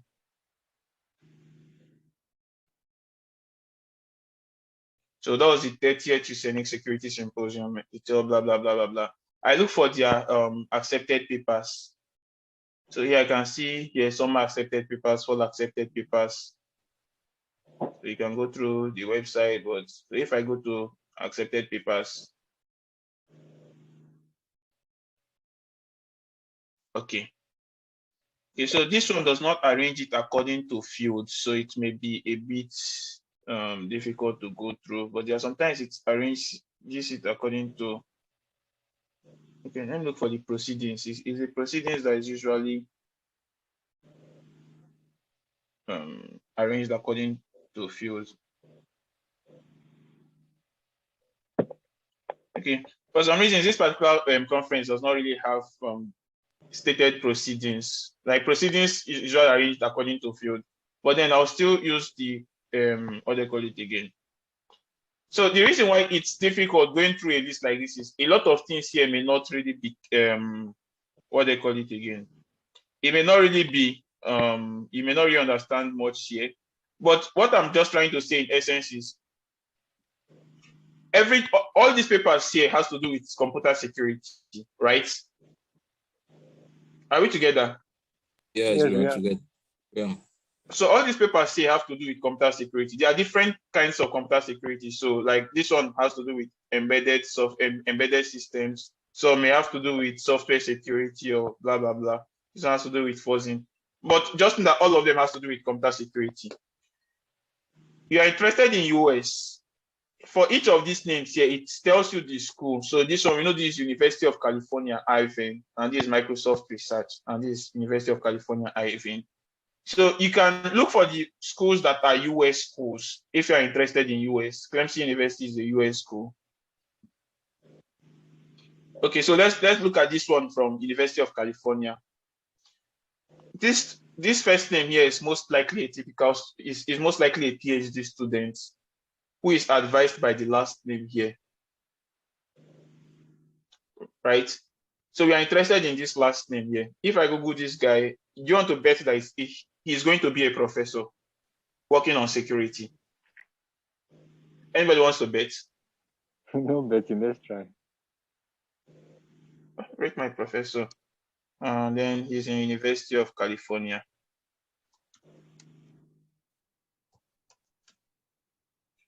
And you can see his info page. So, and you can see he's a professor of computer science at University of California, Irvine. And his research interest is in privacy, computer and network security, applied cryptography. Does that make sense? Yes, 100%. So typically, instead of going through, let me say, if I go to that University of California, is it in computer science? Yeah, computer science. Faculty members. So if I open the computer science at University of California, and then, okay, so typically, if you open this University of California's computer science department's website, if you open this research or go to research areas, it tells you the areas of research. So here you can see artificial intelligence. These are, for this computer science department, these are their areas of research. There are some here that are common everywhere. So most schools will have an area on artificial intelligence or computer system architecture. But it's not every school that is going to have computational systems biology.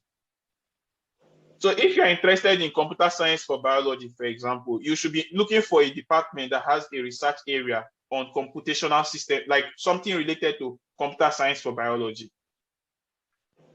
Does that make sense? So let's say, remember, our interest, our interest is in security, right? Computer security. But then we not really see computer security here. It could be embedded in one of these.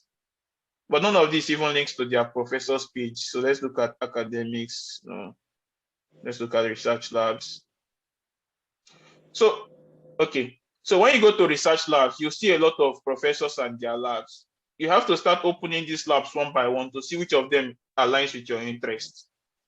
My problem with this approach is good in helping you identify schools you are interested in, because you are looking for schools that have a research area that aligns with your interests. But in identifying professors, it's easier to look at the proceedings page. If you look for, okay, this is Penn State University, for example. Okay, this person is a professor at Georgia Tech. So if we look at this person, Georgia Tech, GATEC. So you can see here is in their School of Cybersecurity and Privacy and their School of they have a School of Cybersecurity. That makes sense. He's a fine man. And yeah, so his interest includes systems and network security, cryptography, and machine learning. So you can do this for any conference at all, like any conference. If you mention any conference on anything,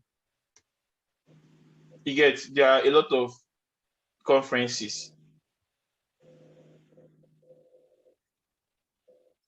So you guys understand, that's one way you can use to look for professors that are that have the same interest as you. And then the last thing I'll mention is ranking sites.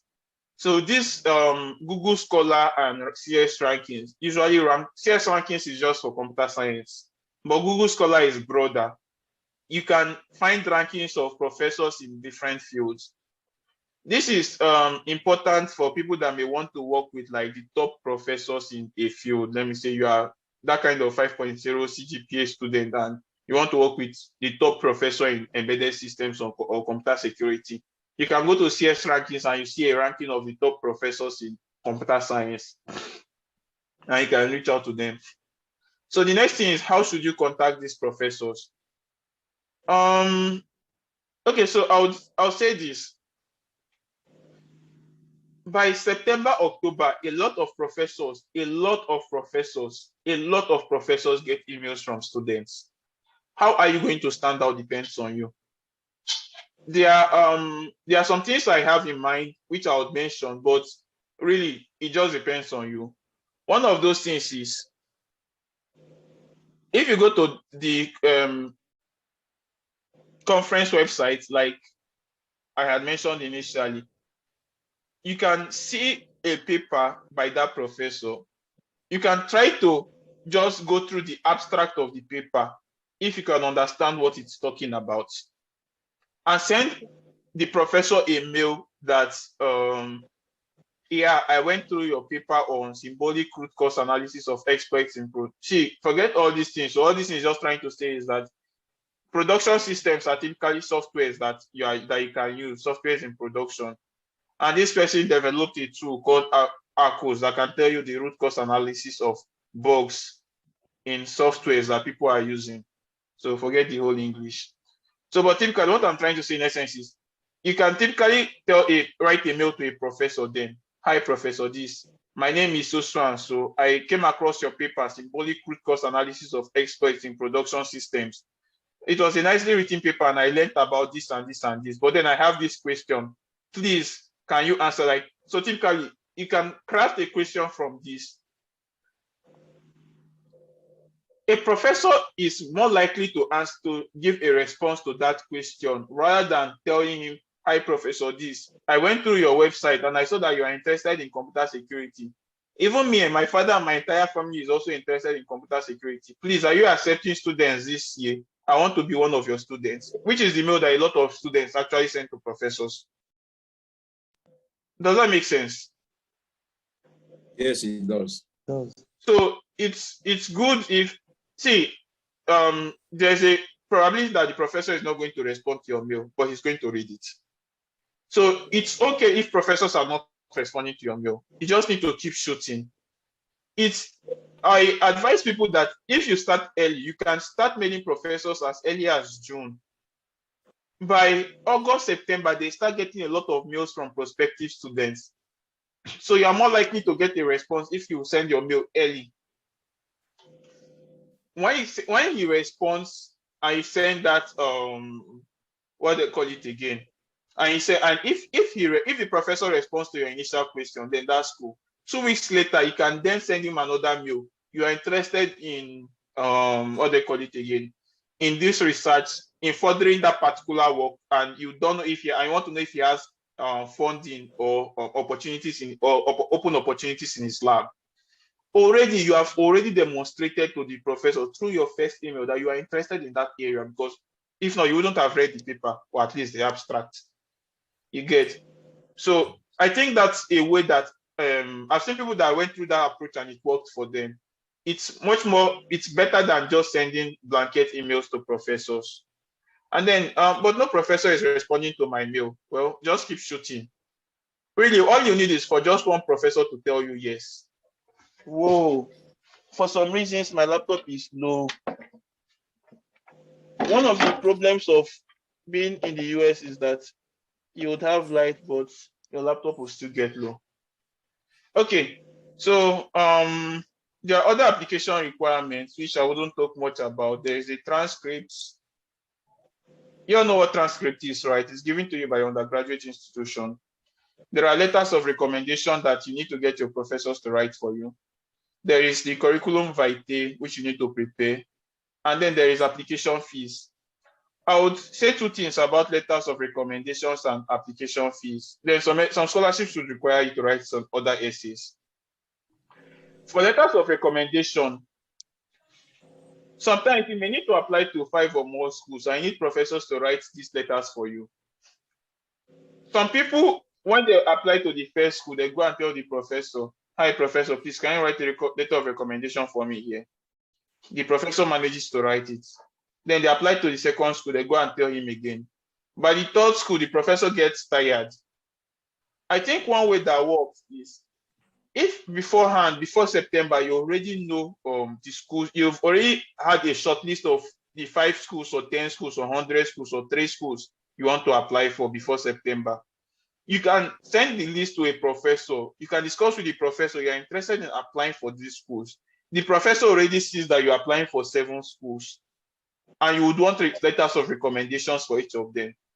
The professor already shapes his mind that, okay, he's expecting to write letters of recommendations for 7 schools. It's easier to keep them on their toes that way, rather than just always coming to disturb them every day that you have one new application that needs a letter of recommendation. Then for application fees, Most universities in the US require up to $60, $70, $100 application fees. But if you start planning early, many of these schools do application fee waivers. Are we together? Yes. Yes. So if I'm to show you something, for example, what's your favorite school? MIT. University, Canada. Okay. So if you do a simple search for application fee waiver, that is, you won't pay waiver, you would most likely see an information if the school gives waiver and what conditions. So fee waiver requests can be submitted by the applicant via the applications or by sending an email to these e-credentials, including your full name, blah, and reason you are requesting for a fee waiver.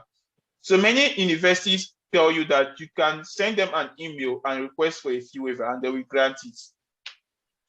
Sometimes you can do this googling and you will see that, okay, this school actually does what is called free application week, meaning that during 1 week in October or November, if you submit your application during that week, you won't pay application fees. Some schools will have a program that they organize, maybe a graduate information session, which if you attend, they give you a waiver code that you won't need to pay application fee waiver.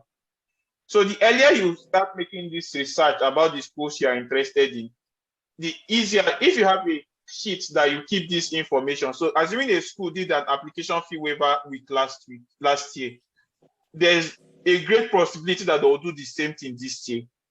If a school organized an information session last year, there's a great probability they'll do the same thing this year. So when you collect this information, you can keep track of it. Does that make sense? Yeah, it does. Yeah, it does. Okay, so I think I've covered a lot about graduates, the application processes and the requirements. So yeah, I said I was going to talk about my graduate school experience so far, but I'll leave this. I'll respond to questions, and then if there is time, and for people that, but I was supposed to have a call by 12, which is already 12, but let's say between the next 10 or 15 minutes, I'll respond to questions, and after that, if there is still time, I'll still come back here. If not, we'll end the call. But thank you all for your patience so far. So Thank you very much. I have other thoughts here. The first I want to mention, graduate school is not for everyone. It is difficult and it is challenging. Yeah, because if I was to talk about my experiences, you'd see that in graduate school, especially if you are doing a direct PhD, you are going to be wearing many hats. You'll probably be working as a teaching assistant. You'll still be doing research and you have your coursework. Most times your coursework, let's say your undergraduate level, you stopped here and then you are starting your master's or PhD and it's going to start here. And you are the one that is going to cover up this gap yourself. So typically, to even understand what your professor is teaching in the class, you need to take yourself from here where you are to here to be able to understand. And it takes time, it's difficult, it's challenging. And the truth is that not everybody can do that. So this may sound like a blank truth, but it may sound not so sensitive, but I was discussing with a couple of friends last week, and someone mentioned like she now tells her friends, see, if there's any other part you think you can use to japa, use it. Graduate school, if you want to do graduate school, it should not be because you want to japa, because you want to leave Nigeria or whichever country you are from. That shouldn't be the higher motivation why you are going for graduate school. Well, most persons in graduate school, that's their motivation, sir. But I'm saying the reason why you should do graduate school is because you really want to, if it's master's, you really want to do your master's. Or if it's PhD, you think you have interest in PhD, or you think you can be tenacious enough, because it's going to be difficult and it's going to be challenging. You think you can be tenacious enough to want it, but it is greatly rewarding. So if you can do, for example, I think one way people talk about rewarding is how much you earn at the end. assuming you get a master's degree for a funding, for example, in the US, and you finish it in 2 years, by the end of the 2 years, if you get a job in the US, you are going to at least start with something that is close to $100,000 or more. Assuming it's a PhD you do, I've seen people that finished a 5-year PhD in the US, and by the end of the 5 year, their starting salary was close to $200,000 per annum, or one I even heard that was big tech, $250,000 for a starting salary. You get, and depending on the company, some of them come with stock options and some other benefits. So the thing is, by the time you are done with graduate school, or even the graduate school experience, because the graduate school experience is built in such a way that it's difficult and challenging, but it helps build you such that at the end of the day, whichever career path you are going to, whether you want to remain in academia or go to the industry, like the probabilities of you being successful is way higher than you failing. Okay, so it's not left for you. If you really want to go to graduate school, it's good you know that it's going to be difficult and it's going to be challenging. But I believe that if we are inclusive, because I'm still in the process, stay the course, it's also going to be greatly rewarding. Thank you. So I would answer any questions that you may have now. Let me see who is raising their hands. Okay, Joy Azeta, I think you've raised your hands for quite some time. Yes, good evening. Yeah, good evening. Concerning masters and PhD, which do you think is advisable? I said, which do you think is advisable applying for? Because you talked about the PhD being for 3 years. The 2 years for master course, but the PhD can start from the first year. So which one do you think is advisable first? Should we go straight for the masters or the PhD? Yes. Okay, so I think I'll mute you because you have some listening. Okay, so I think that depends on what you want as a person. It also depends on the fields. So there are some fields that, yeah, a PhD really helps your even industry-based career a whole lot more than some other fields. You get, so if you are in, for example, the basic sciences, chemistry, and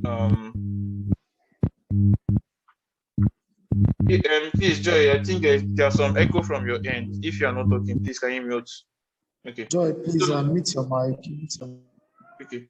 So yeah, as I was mentioning, so some fields like chemistry, biology, I think most industry opportunities, if you want to work with the top industries in those fields, a PhD is really relevant for you. Like, because the top industry, like if you want to work in, let me see, something like Pfizer or Amusuo that produces drugs, it's not just about it's not just like they really need people with PhD to actually produce this, to actually research and produce these drugs for them. You get. So even some tech companies, like now, most tech companies have like research labs. You get. So they employ PhD graduates. So it depends on your career goals. But then I know that most of us in Nigeria, then like we don't really have a clear direction of what we want. So I'll put it this way: a PhD is going to be grueling. It's a 5-year or 4-year grueling period. You get. If you think you can, if you think you are tenacious enough to want to embark on it, sure, there are more opportunities. Like it's easier to get funding with PhD. So a lot of persons apply for PhD. You get. On the other hand, if your interest is more like industry based, like you just want to do a master's degree and go and work with the industry, your focus can be more into the Erasmus Mundus programs. I don't think I talked about it though. If you're interested in schooling in Europe, you can focus on getting Erasmus Mundus scholarship. It's a 2-year scholarship where you tour Europe. You go to 3 countries in Europe, and yeah, you school in 3 countries in Europe. You get, and after 2 years, you are done with it. And there are a lot of opportunities from there. You get, or you can try to be more intentional about some of the UK-based scholarships. And yeah, I know a lot of persons that get them, even though they are competitive. You get, so there's really no single answer about whether you should go for a PhD or a master's degree, really. Yeah. Let's see Chukwueke. Yeah, thanks, Paschal. Yeah. Yeah. With regards to the letter of reference coming from professors, is there a specification as to what kind of professor? Does it have to be someone you've had a relationship with prior or something? I know it's someone that has to do with someone whose field is in line with the one you're pursuing for graduate school application. I just don't know if there is any criteria other than that. Okay, so I think there's really no criteria, but most schools want whoever. Some schools specify, well, if you're applying for a PhD, all your referees should be like professors in the school, or at least some schools specify maybe a certain number, maybe like 2 or 3 of them should be professors in the school. You get, but some schools don't have such requirements. I think what's more important is it should be someone that at least is Googleable. So typically, if you are getting even if the person is not a professor, but it's good if, okay, I'll put it this way. I think for my application, specifically my application to Purdue, I used 2 professors, and the third person that wrote my referee was the CEO for one of the startups, for one of the companies I work with. One of the companies I worked with after graduation, the CEO wrote my third letter of recommendation. You get, and the reason why I wanted it that way is I wanted 3 people who are going to talk about 3 different aspects of me. So by 3 different, okay, one of your questions was whether it should be someone that knows you. The truth is there is really no specific requirements, but someone that knows you is more likely to write a lot of more detailed information about you than someone that don't know you. You get, so I know in Nigeria it's difficult to get a professor to actually know you, but sometimes what you can really tell the professor, like the professor may not really know you per se, but if you can provide him a lot of information about you and things you would have done when you were in school, it could aid him, especially assuming he took a course and you took the course, like let me say, it's a professor that you took his course and you maybe got an A in his course, and you also tell him that, okay, that when I took this course, I got an A. It could help provide him a lot of things to write about you. So yeah, what I was saying before that was, it's good to have professors write different things about you. So typically, if every professor is writing the same thing, well, one recommendation, well, it's good because it's emphasizing that thing. But if, let me say, the first professor talks a lot about, let me say, your academic ability, and then the second professor, when I say professor, it must not necessarily be a professor. It can be a lecturer. In the US system, every lecturer is called a professor. So when I say professor, it's like US, it's a lecturer in Nigeria. So so the first professor could write about your academic ability. Maybe the second may be a professor that you worked with because you are also, let me say, a departmental executive. And then while he also talks about your academic ability, he also mentions your leadership ability. Maybe the third person may be someone that knows about your technical skills also. Maybe one way or the other, you work with him some way, or let me say you're a part of IEEE or a professional organization and you organized a seminar and the professor was part of it, that kind of thing. And that professor can also mention that aspect of you. It helps create a balanced image of you to people reviewing your application. It's perfectly okay if you don't have the access to professors that can write different things about you.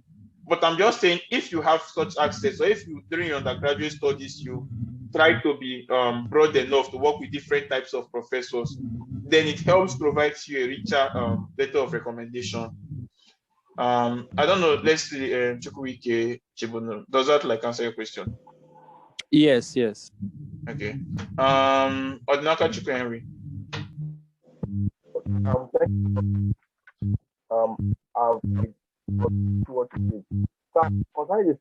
Hey, I can't hear you. Can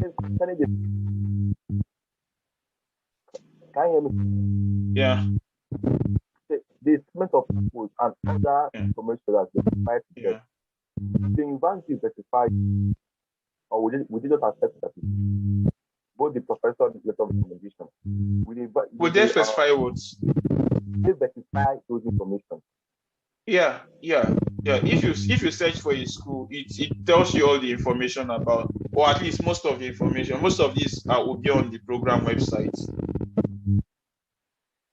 Okay, sir. Yeah, thank you. Paulina. Okay, thank you. Please, am I audible? Yeah.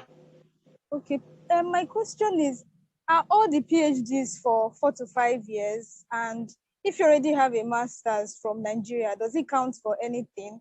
Because I heard somebody saying that over there, our master's is not appreciable, sort of. So do I still need to go through that 2 years compulsory master's before the 3 years PhD? That's if I want to apply for a PhD. Okay, so a master's is like acceptable everywhere. Even a Nigerian master's is acceptable everywhere.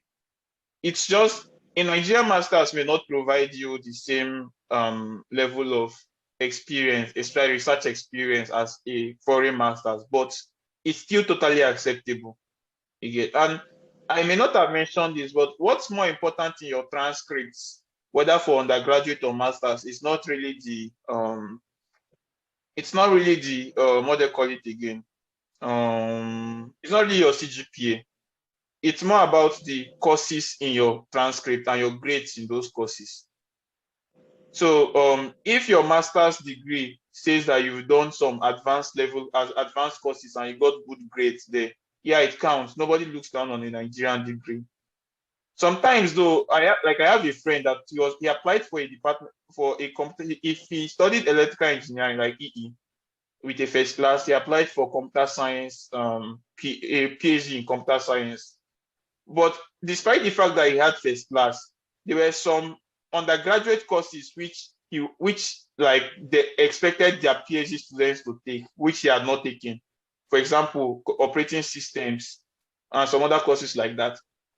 And for the school, if you don't have such courses in your transcript, when they gave him admission, it did not stop them from giving him they gave him admission. But then when he came to the school, he has to also take those courses. Like he has to take some undergraduate courses to fulfill those requirements. So what's more important is the courses on your transcript and your grades in them. You get, yeah. And okay, let me also say this. Okay. If your CGPA is a 4.5, you can pursue a direct PhD. It's like you stand a good chance of getting it. If your CGPA is a 4.0 and above, you need a stronger like a 4.0 to 4.5. You can also pursue a direct PhD, you get. But you need a stronger statement of purpose. Like your statement of purpose should be strong enough and to also make you very competitive. If your CGPA is a 3.5 to 4.0, or let me say 3.5 and above, you need a very strong statement of purpose, and you need to write a GRE. You need to write and score high in GRE, because GRE is what is going to help supplement that your 3.7. I'm not saying it's not possible to get these opportunities. It is, but it's more difficult. So you need to make yourself much more competitive.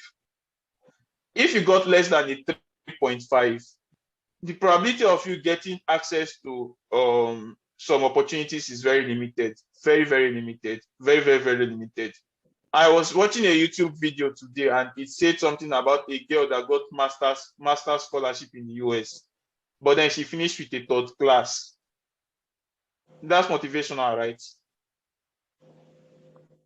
Yeah, kind of. Yeah, she finished with a third. Why we say it's not really motivational? Someone finished with a third class and still got US scholarship in the US, and I'm here saying you need a first class. Okay, I thought you said that she finished like after the scholarship that she got, that she finished with a third class. No. She finished with a third class from a Nigerian school. Okay. But then that's not the full story. The full story is that she finished with a third class, and then she went and did a PGD, postgraduate diploma, and I think she got a first class in the PGD, or a distinction in the PGD. So typically, the third class did not really now become a problem for her. The PGD was what. So if you're what they call it again, if you're on the, I know people that I've read stories, especially on Twitter, that their undergraduate program wasn't really that good. But then they had to go and do a master's in the Nigerian school, pay the school fees, do a 1 year or 2 year master's. A lot of federal institutions, you can graduate masters in 2 years or in 3 semesters. In Nigeria, it's not about number of years, it's about number of semesters. So in 3 semesters or in 4 semesters, you finish your master's degree. And then if you can get a distinction in your master, it makes you more you stand a better chance than someone that even has a first class from his undergraduate. So typically, if your undergraduate isn't so good, you may want to consider doing a master's degree to beef up your chances. Okay, before I continue answering the question, there's something I want to mention about Europe.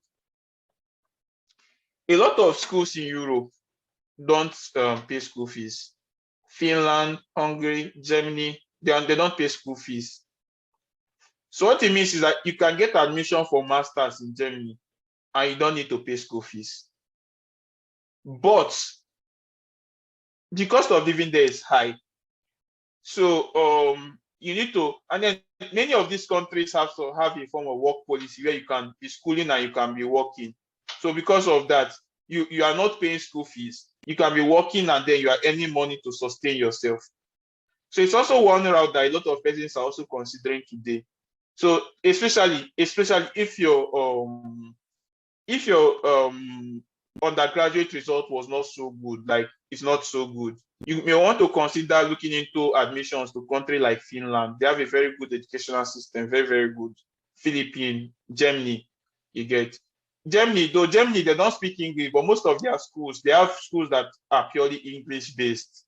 Like English is the lingua franca for academics. So their schools are purely English-based. So you learn in English and they don't pay school fees. So typically, most of what is needed is if you have, like, let's say 3 million in your account, 3 to 5 million. If you can find 3 to 5 million from anywhere, like any legitimate source, you can apply to these schools and get admission. The reason for the money is for 2 purposes. The first is that Germany is not going to give you a visa unless you can show money that you can actually sustain yourself. So there's a certain amount of money that Germany will require you to show. It must not be your money. It could be from an uncle's account or something. You get, or in Germany, if you have a family member in Germany that can give you a letter of something stating that he's going to take care of you. But then the second reason why you need to have at least access to some money is so that when you get to this country, at least you need money to get yourself to the country and at least spend for your first 2 or 3 months there. Within your first 2 or 3 months, you can look for a job in the country. And once you get a job, jobs pay hourly. The money you make per month from the job, even if you are working part-time, will be enough to actually take care of you, pay your accommodation while you are in the country. So I think it's not as easy as getting in US schools where it comes directly with money. But I think it's one opportunity a lot of persons consider today. If you can get a job in Nigeria that pays you and you're able to save money for like 2 years, without 2 years, you may be able to save money that you can now use to pursue admissions to Germany or any other country. You don't need a scholarship. There's no tuition there. Yeah. Okay, so it seems there are a lot of persons raising up their hands. Charles, you have a question. Hello, Charles. Chibike, you have a question. Okay, good evening, everyone. Yeah. Good evening. My question is, regardless of the GP, because you were saying something about GP, if it's 2.0 below. Yeah. Hello? Hello? Someone can have admission, no clarification on that. Sorry, I don't hear you. Can you repeat yourself? I said that regarding the low GP, you were saying something about low GP in your undergraduate school. Can you please type your question? Oh, you know what? Okay, please, if you want to ask a question, can you type it? Let me just read out questions from the chat and answer. And you think that the person can see others? I want you to explain more. You are breaking, please. Can you type your question? Okay, so I'll just read out question. I'll just read out. Wow, Nigeria is winning Sudan 2-0. That's nice. Thank you, Orwell, for. He sends us a direct message to me. Okay, I want to watch the Nigerian match, but well, maybe I'll watch the next one. Okay. Suppose one doesn't get a fully funded scholarship for either master's or PhD. How flexible is the work curriculum like? Is it possible to combine work and school? Yeah, so in the US, it's possible to combine work and school, except if you are schooling in the US visa system is so restrictive. As an international student, you can only work in the school and you can only work for a maximum of 20 hours. For a maximum of 20 hours in the school. And yeah, there are a lot of work opportunities in the school, but they are mostly restricted to things like working in restaurants or working in like those kind of work you get. So that is it for working. But then for some countries don't have that restriction. So typically you can be doing a master's and you are working with a company and you can combine both of them. It may be a little bit stressful, but people do it. With a good undergraduate and MSc, I may not necessarily need a GRE to get PhD admission, right? With a good MSc and undergraduate, sure, you don't need a GRE. Even without a good undergraduate and MSc, you may not necessarily need a GRE. It's just a GRE strengthens your application. You get, if you have very good undergraduate and MSc, your application may be strong already without it. So, but then there is really no single there's no single thing that just fits everyone. To what extent do projects, personal projects in a field you're interested in, compensate for undergraduate academic performance? Personal project has nothing to do with undergraduate academic performance. So personal project is not going to make them look at your undergraduate performance in a different way. On the other hand, it could also contribute to the strength of your application, especially if you are interested in working with a professor. So, for example, the professor I am working with, when I was sending an email on his website, because he's a software engineering researcher. So on his website, he said something like, for you to like work with him, you need to have some amount of software engineering. Like you should be able to build something, like have some sort of software engineering knowledge. And when you are sending him an email, he also asks that you send him a link to one of your GitHub repositories with something you have worked on. So in that regard now, writing an email to such a professor and being able to demonstrate that you have, because he's a software engineering researcher, so most of our work has to do with software engineering. Being able to demonstrate that you already have some good software engineering experience, like it counts a lot for your application. Also, for some schools when you are applying to them, like especially in computer science and EC, they look for students that have some strong programming background, because so most of the courses you do in computer science and EC are project based.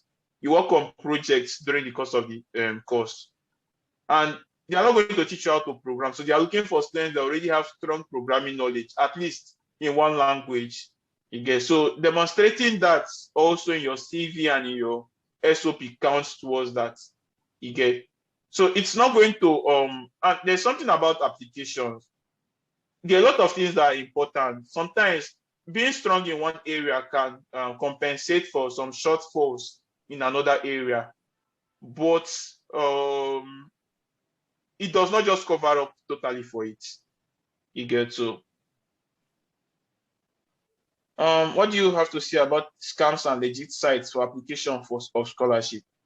I don't know about scam and legit site. So every scholarship body has a website. That website gives you all the information you want to know. So if you are following some other sites, I don't know about those ones. But so far the site is giving you information about something and it's not asking you to pay money. Well, it's the information.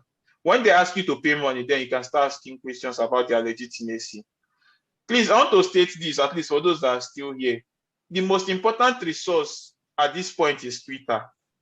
There are a lot of Twitter handles that you can follow at this point, and they provide a lot of information about graduate school process. I may share some handles on the WhatsApp group later today. Can you talk something about Canada? I don't know much about Canada except, so Canada, there are a couple of scholarship opportunities in Canada. For example, MasterCards at University of British Columbia, UBC, and MasterCard at McGill. You get, but I don't know much about, and some schools in Canada also give scholarships. But the good schools in Canada are very competitive to get admitted to. Then plus funding, which is also very competitive. And Canada, like, the major source of funding in US schools is teaching assistantships and research assistantships. In many other countries like Canada, these things are restricted to PhD students. And without a master's degree, you can't get a PhD admission in those schools. That's why it limits greatly the opportunities that you can access from those countries. But then many schools in Canada also offer some form of scholarships, full and partial, for master's students. So you have to Google the school website to know what opportunities are available in that school. Is there a significant advantage of Nigerian universities over foreign universities? I don't know if there is. Is there? It's not really about where I did your undergraduate, though. How can one access scholarship exams for MSc and PhD? What do you mean by, I don't know, Charles, can you explain what you mean by scholarship exams, please? Like, throw more light on the question. If someone has a low CGPA of 3.0 to 3.5, can one still go to schools in Germany and Finland? So I think schools in Germany and Finland, yeah, you'll be able to get a master's admission in those schools. But then, you know, there are some schools that are purely very competitive. There are some, so you need to be able to Google the school, Google their admission acceptance rates, and maybe know if the school has like a low CGPA, like a minimum CGPA that you need to get before you apply to the school. But if there is none, sure, you can get admission you can get a master's admission in those schools. Yeah. Would you advise one to go for an M-Engine or MSc if they don't want to toe the academic path? I think it's only in Nigeria I've seen M-Engine, or in US I've not seen anything like M-Engine. But then there are two types of masters, or there are three types of masters. There is the course-based masters, there is the project-based masters, and there is the research-based masters. So if you are not interested in continuing to academia or continuing to a PhD, you may not need a research. So a research-based masters means you take courses and you also do some form of research. A thought-based master's means you just take courses. It's just like a Nigerian, okay, Nigeria, you do your master's thesis. For a course-based master's degree, you just do courses. It's just that most of those courses also have research component or project component, but you just do, you won't do a research project. Then there is a project-based master's where you take courses. Okay, I'll be more specific. In Purdue, for example, which is the school I'm in, if you are doing a course-based master's, you do 10 courses. So if you finish 10 courses, you graduate with your master's degree. If you are doing a research-based master's, a thesis-based master, you do only 6 courses. So you do only 6 courses, and then after the 6 courses, you do a research thesis. You work with a professor on a research project, and then you write a thesis based on that. If you are doing a project-based master's, I think you do 8 courses, and then a project, a semester, a 1 year long project. So typically the 8 courses and the project, and then you graduate. So different schools have, like, you can check the school website for more information. Wow, this one is long. I heard that before you can settle in the US, you have to live there for like 5 years, or you'll be forced to return back to Nigeria after grad school. So is it possible to settle permanently after your 2 years master's degree? Okay, so this is a little bit dicey. In US, after your master's degree, you have what we call OPT. I forgot what OPT means, but you have what we call OPT. And OPT, you can do OPT. So OPT allows you to work with a company, like to get a job in a company, you get. And so within 2 years after you graduate from your master's, within 2 years, you need to get a job in the US. If you can get a job within 1 year, you need to get a job in the US. If you can get a job in the US within 1 year, then you can convert your visa from a student visa to a work-based visa. For what either H1B or something like that. And so it's not like you have 1 year to get a job. You have an extra 1 or 2 years to convert your visa from a student visa to a work-based visa. If you can't get a job within 1 year, you may need to go back to Nigeria because you can't renew your student visa again. But if you do a master's in US, it's very easy to get a job. Like I've not seen someone that did master's in the US and was sent back home to Nigeria because he did not get a job. You get that kind of thing. Permanent residency is a totally different thing. Once you get a job and you get a work visa, you can, like, you keep on renewing your visa. You can keep on renewing it for as long as possible. You will remain in the US valid, legitimately. Permanent residency is a totally different thing. Permanent residency means that you have like a permanent visa to remain in the US. Now, there's this, I don't know, you may have seen it somewhere, National Interest Waiver, NIW. If you do a PhD in the US, after your PhD, you can apply for that NIW. And if you get it, you get your permanent residency immediately after your PhD, or even during your PhD. On the other hand, also, you can work in the US for a certain number of years, contribute to the US through your work, and then you can apply for permanent residency. But that takes time, like 5 years, I think, or more. On the other hand, also, you can invest in the US a certain number of dollars, and, well, you also get your permanent residency. Like, money does everything now. So, I don't know. I hope that answers your question. You need to show proof of financial status for a US academic visa. If you get funding from the school, like I got a fully funded offer from my school, it's not a scholarship because I have to work. For my first semester, I was a teaching assistant. So I worked with a professor who was teaching a software engineering course. It's a 461. I prepared assignments for him. I graded assignments. I prepared the project. I graded the project and stuff like that. I was paid stipends. For this, my second semester, I'm a research assistant. So my supervisor got a funding from a company, asked me to come and work on the project. Well, the funding is paying my stipend and my school fees. So if you have a fully funded offer from a US school, you don't need to show you don't need a proof of financial status. But if there's any deficit, so when you get admission to a US school, the school gives you what we call I-20 document. The I-20 typically says this is how much this student needs to pay for 1 year for his studies. And then if the school is giving you some form of funding, this is how much you can give the students. If there's any deficit between these two, let's say your school fees is $30,000 and the school is giving you $10,000, you need to show the visa officer that you have $20,000, that kind of thing. Yeah. Wow, there are a lot of questions. For those asking questions about how to get legit information about scholarship, that's what CampNews Media is all about. Okay, you've known that one. We will inform you on right sources to get scholarship. Okay, stay tuned. Please tell them to stay glued to CampNews Media. Okay. If you need the recording, contact us, CampNews Media. Okay. If your CGPA is really low, can you do the GRE instead of the master's in Nigeria before you get admitted? Really, if your CGPA is really low and you're able to get a high GRE score, it can help, but I can't give you any guarantee. Really, admissions are so particular. Like, I can't even, what works for one person may not work for another person. I have a friend that she sent a mail to a supervisor that she wanted to work with the supervisor. Interestingly and luckily, the supervisor has a project that's Nigerian based, and having a Nigerian student work on that project is an added advantage to the supervisor. You see how something like, you could call that luck or grace, but you see how something as small as that would work in favor of this student. Like, it's more like, wow, the supervisor was actually looking for a Nigerian to work on this project, and then a Nigerian is reaching out to her. So I hope she gets admission, but hopefully she would. So there's really, I can't really say if it's going to work for you or not. You can try it out, but a master's degree in Nigeria would help.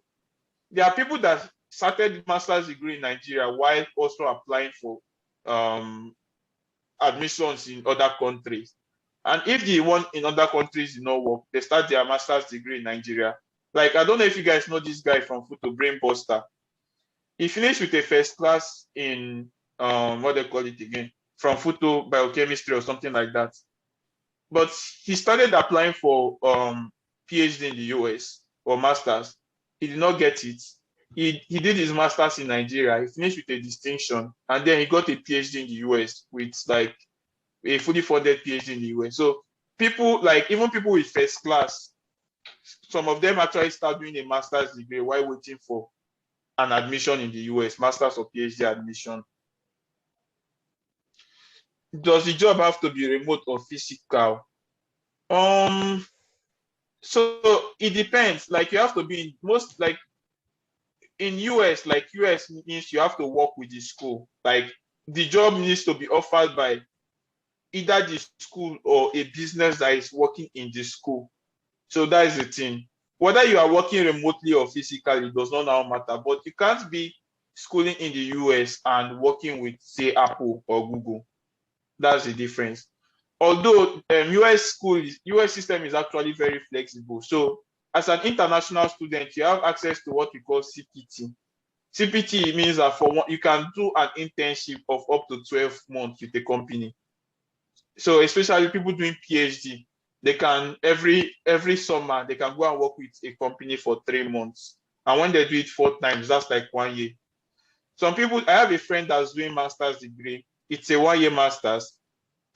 She started last for 2021. Throughout this year, she's going to work with Apple, and then next year she's going to conclude her master's degree. You get, so it can be that flexible for you. I always visit CampNews Media. They are the ones hosting this program, and they have a lot in stock for you. Stay tuned to their pages. Please, before you round up, give me okay. Please, does the graduate funding cover for your flight expenses? I think that depends on the school and the scholarship. Most scholarship bodies, especially those ones in Europe and UK, Chevening, Erasmus Mundus, please, you can Google more about Erasmus Mundus scholarship. It's one of the best scholarship programs you can apply for. I don't talk about it, but it's very good. So most scholarship bodies would refund your flight tickets. But if a university is what giving you funding, most universities don't cover flight ticket, they don't cover visa cost. But, and I'll say but, some schools actually do cover it. I know someone that got admitted to Stanford, and Stanford paid everything from visa fees to everything, to flight fees to everything. So it all depends. Some professors also pay everything. So there are some professors that you may want to work with, and then they'll tell you that they are going to cover all your flight expenses and stuff like that. So, but there is no rule there. So most times you really want to pay them yourselves. Wow, I think we've had an exciting session, and we are going to round up now. Thank you everyone for listening. Before we round up, I think I'll need to give the stage back to the organizers of this program so that they can do the closing. While they are doing the closing, I would want each of us, there are about 34 persons now remaining in this chat. Before you leave, between now and before you leave, I would want you to at least say something on the chat box about one thing that you learned from this session. Either one thing that you are going to do or one thing you learned from this session. Yeah, thank you very much for your attention. And I know I've spent a lot of time. I hope it was worth it. Yeah. So All please, right. I'll be expecting to read them in the chat boxes. All right. Thank you very much. So much grateful for the knowledge and all that you've said. And I want to say a very big thank you to you.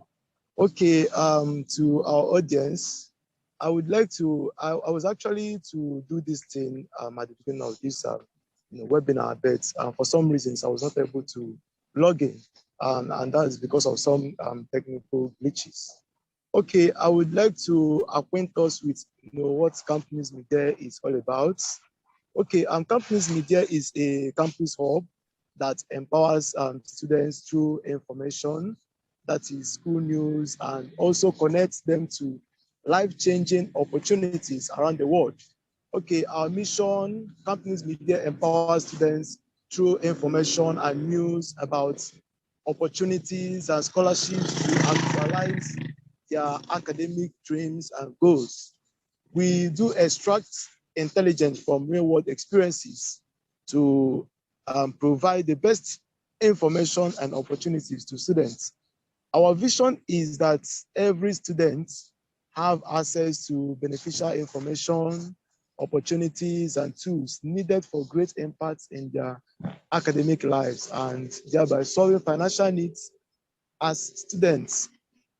You can follow us on Facebook and Instagram at CampNews Media. You can actually check up our site at www.campnewsmedia.com for opportunities and information.